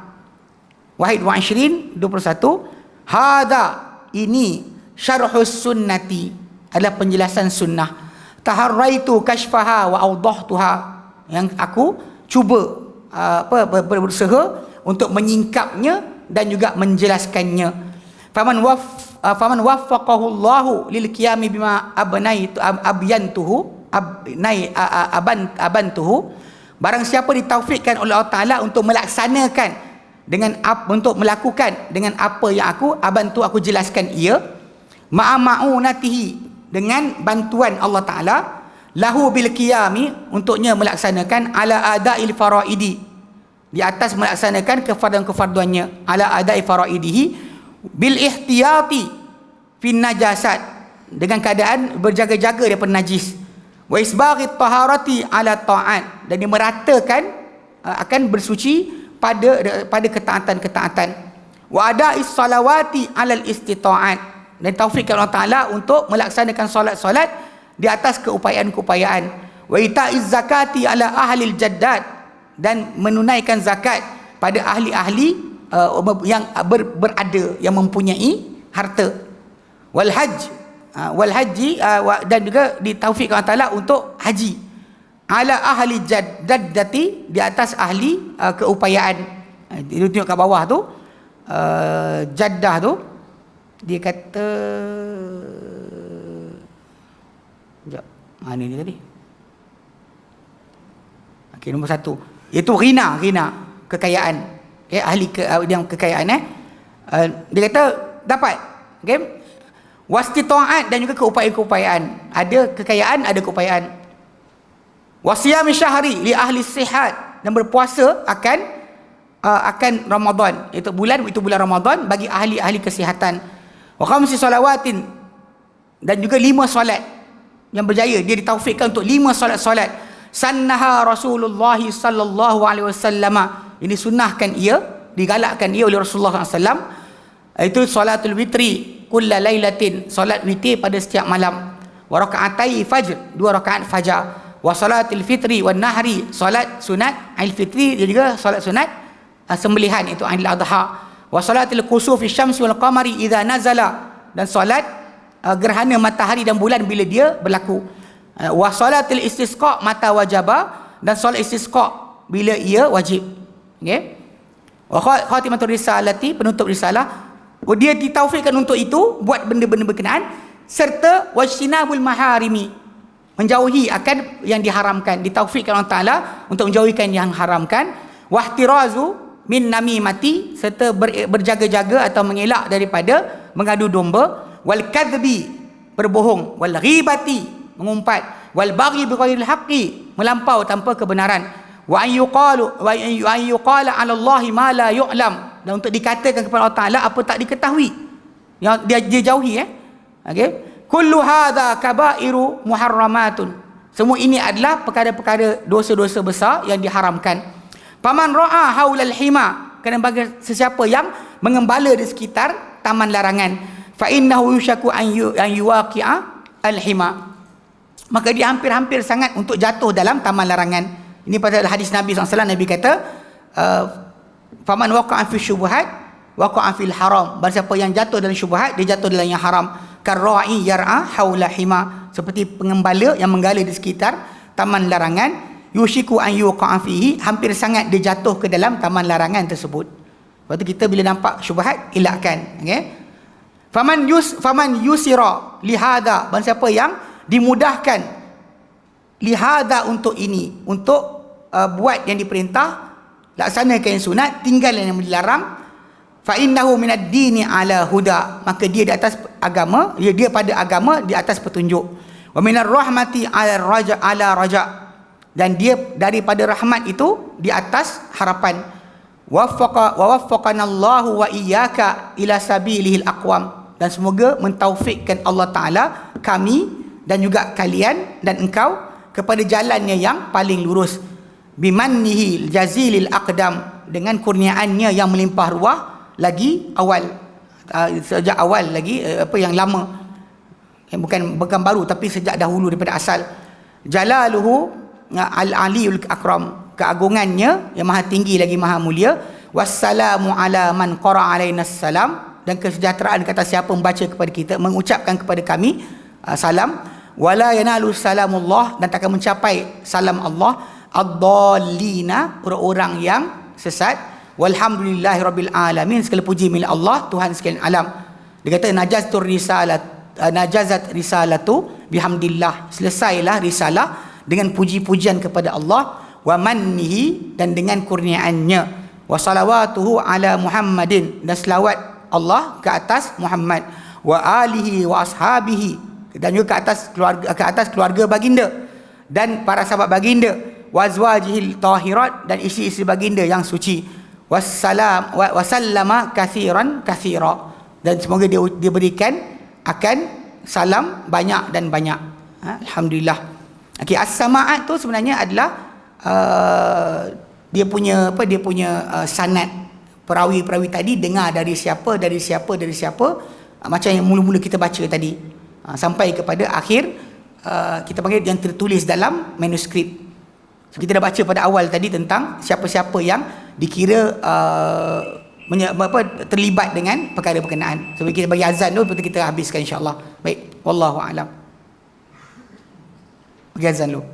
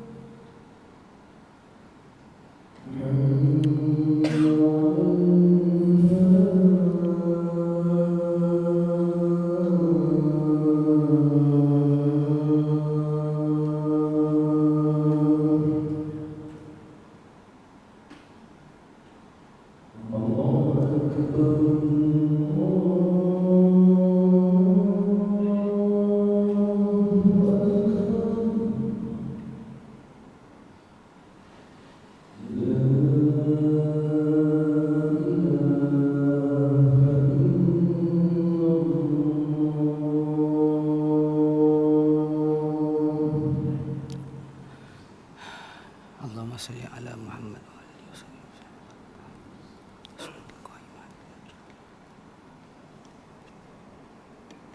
La ilaha illallah wahdahu la syarikalah.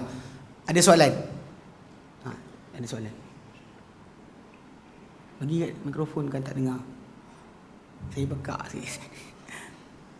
Akak-akak ada soalan tulis? Tak ada? Ada? Siapa ambil kan? Soalan. Ya, sila. Assalamualaikum warahmatullahi wabarakatuh. Waalaikumsalam warahmatullahi. Soalan saya tentang semalam punya daurah. Semalam Ustaz ada terangkan kita tentang beriman dengan Quran dan Sunnah. Terus. Tanpa tokoh tambah dan tanpa menafsirkan. Terus. Yang dari Imam Humaydi itu. Terus. Tapi soalan saya, macam mana pula dengan tafsiran? Contoh dari Imam At-Tabari dan Ibnu Abbas radhiyallahu anhu berkenaan sifat Allah. Contoh saya bagi Imam At-Tabari tafsirkan istawa pada ala wa irtafa, dan lagi satu ada tafsiran dari Ibnu Abbas radhiyallahu anhu tentang makna istawa adalah julus, duduk.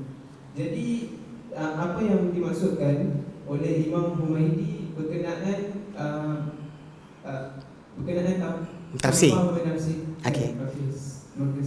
Jazakallah khair. Actually sebenarnya saya sebut dah semalam. Maksud tafsiran itu membagaimanakan. Faham tak? Dia maksud dia bukan tak tahu maksud, membagaimanakan. Macam mana? Kan bila kan Imam Malik bin Anas kan bila ditanyakan kepada beliau tentang kaifa istiwa. Kan dia kata istiwa tu maklum, maksud engkau tahu, aku tahu. Kan? Wal kaifiyah majhul atau ghairu maklum. Cara tak ada, sebab Allah Taala tak ada contoh untuk dimacam-manakan. Itu yang tafsir maksud saya. Atau maksud Al-Humaydi tak ditafsirkan tu tak dibagaimanakan. Sebab kalimah tu dalam bahasa Arab dah difahami. So membagaimanakan tu dalam maksud menafsirkan. Sebelum orang tu tanya tambah daripada apa yang teks datang, kita kata macam mana. Sedangkan kita tahu kan macam tadi kita ambil macam contoh ba'in, berpisah. Kalimah tu tak datang daripada sahabat. Juga demikian juga bizatihi pun tak datang. Tapi kata Imam Az-Zahabi, lafaz itu untuk membezakan apa yang mereka ahli bid'ah dah wasakkan pada masyarakat. Sebab mereka sebut Allah Ta'ala di mana-mana. Sedangkan yang di mana-mana tadi adalah ilmunya. Dia ilmunya, pengetahuannya. Macam kata-kata Allah Ta'ala kepada Musa dan Harun, innani ma'akuma asma'u wa ara. Tapi sedangkan Allah Ta'ala terangkan tentang dirinya, Ar-Rahman al-Arsy istawa. Dan kita kan sebutlah dengan amalan kita naik ke atas, Nabi Mi'raj ke atas, doa kita naik ke atas, semua berarah. Tapi orang kata tak ada arah. Ini masalah. Jadi masalah tafsir itu dengan maksud membagaimanakan. Membagaimanakan. Okey, baik. Saya baca dulu sementara yang lelaki tak ada. Baik, boleh ustaz terangkan himpitan kubur bagi ahli kubur orang beriman dengan orang kafir? Dia himpitan kubur ni ikut pada hadis Nabi SAW, kalau boleh terlepas, Nabi kata akan terlepaslah Sa'ad bin Mu'az. Maksudnya semua orang kena. Sa'ad bin Mu'az adalah orang yang Nabi kata bergegar tiang arash kerana kematian dia. Di antara dia antara nuqaba orang-orang Madinah, penghulu orang Madinah yang datang bai'ah Nabi ketika bai'atul Aqabah yang pertama.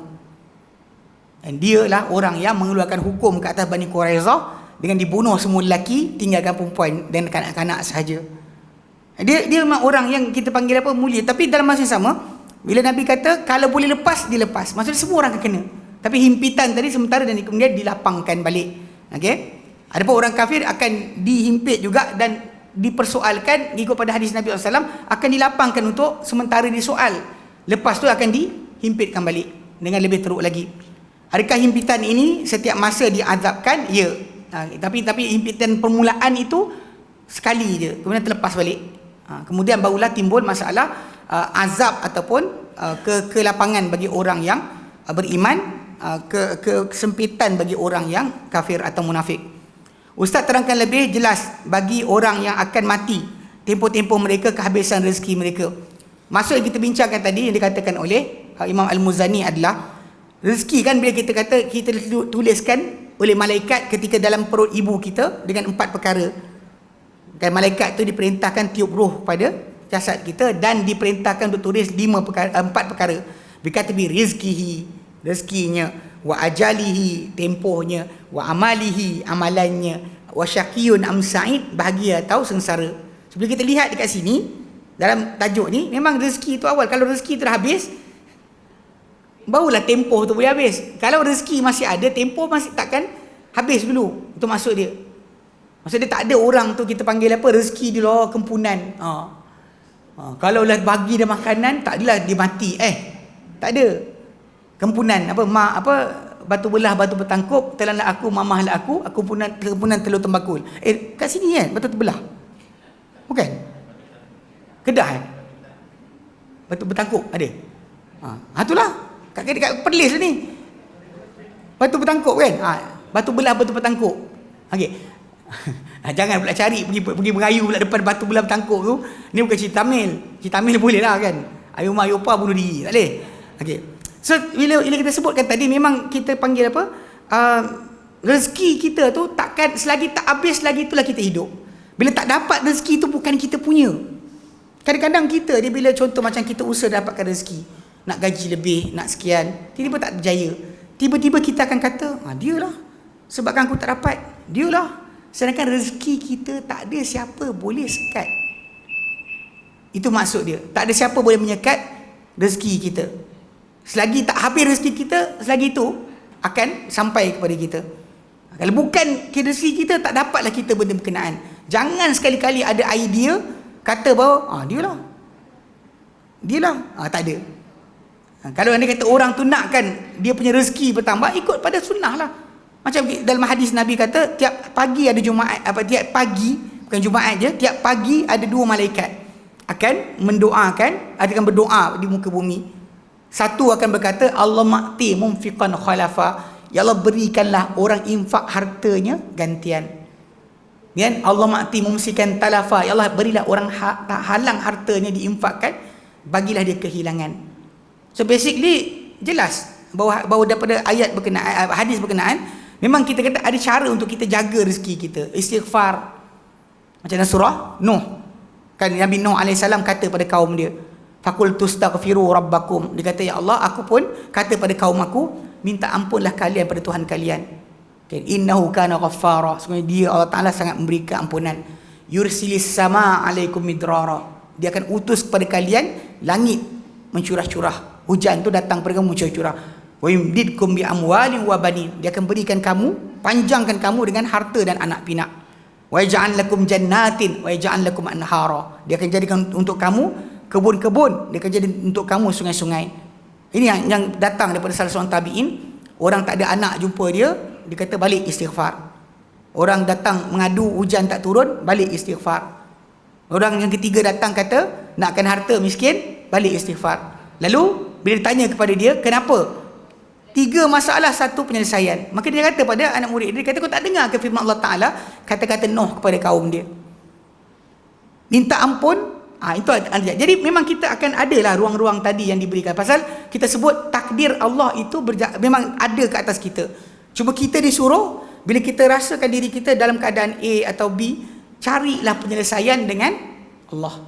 Bukan cari penyelesaian dengan jumpa ustaz. Okay? Minta pada Allah. Allah Ta'ala akan berikan. Jelas? Baik. Ada lagi?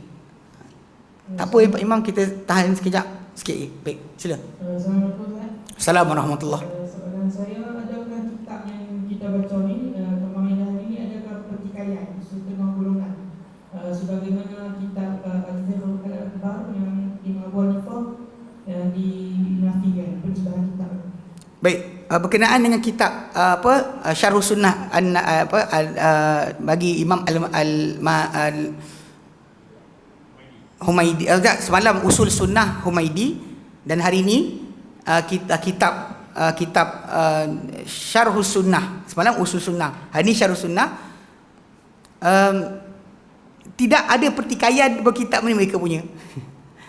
Berbeza dengan Abu Hanifah rahimahullah. Pertikaian tu timbul berkenaan dengan fiqh akbar. Memang masalah pasal riwayat yang datang tadi tak dapat direct daripada yang dia punya. Banyak nukilan-nukilan tadi berbeza-beza. Adapun yang macam Al-Humaidi dan juga Imam Ismail bin Yahya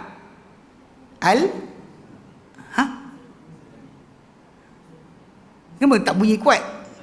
Al-Muzani. Dia punya rujukan dia tadi kepada diorang sangat dekat. Dan memang semua makhtutat ataupun manuskrip tak banyak perbezaan pun. Macam kita kata kat sini dia bagi 3 manuskrip kan. Perbezaan lafaz tadi sikit je. Ada pun macam yang Abu Hanifah punya kitab tu kan, kitab Fiqh Akbar, dia dicanggahkan sebab tak dapat nak kita gabungkan mana dua yang sama. Normally bila manuskrip tulisan para ulama tadi, tak ada dua yang seiring atau hampir sama, menunjukkan dia ada masalah. Untuk kita tentukan A ke B. Tapi yang ini kita ada, kan kita baca footnote tadi ada sikit tambahan lafaz, sikit tambahan sekian, tapi meaning dia tak pernah bertukar. Dengan sebab itu memang, cuma sebab tu bila datang kita nukilkan Imam Al-Muzani ke Al-Humaidi ke, kebanyakan orang di kalangan ahli bid'ah ni, dia tidak berani nak tolak tentang manuskrip ataupun kitab ni, tapi dia akan cuba lari kata Imam Muzani ni salaf ke, Humaidi salaf ke, dia akan mainkan macam tu. Ada perasan? Geng-geng itu akan cuba larikan daripada golongan ni memang salaf. Mana seorang tu guru Imam Bukhari yang semalam kita ambil, yang hari ni anak murid Imam Syafi'i. Tiba-tiba ada orang kata dia salaf ke, sedangkan dia duduk dalam 300 awal hijrah. Dalam tu, dalam lingkungan tahun tersebutlah mereka hidup. Maka mereka berguru dengan para ulama yang dikata tabi'in. Bahkan diorang sendiri adalah tabi'in. Okey, jelas? Okey, baik, kita berhenti sini. Wallahu a'lam, kita serahkan kepada pengerusi. Wassallallahu ala Muhammadin wasallam, alhamdulillahirabbil alamin. Subhanakallahumma wa bihamdika asyhadu an la ilaha illa anta astaghfiruka wa atubu ilaik. Assalamualaikum warahmatullahi wabarakatuh.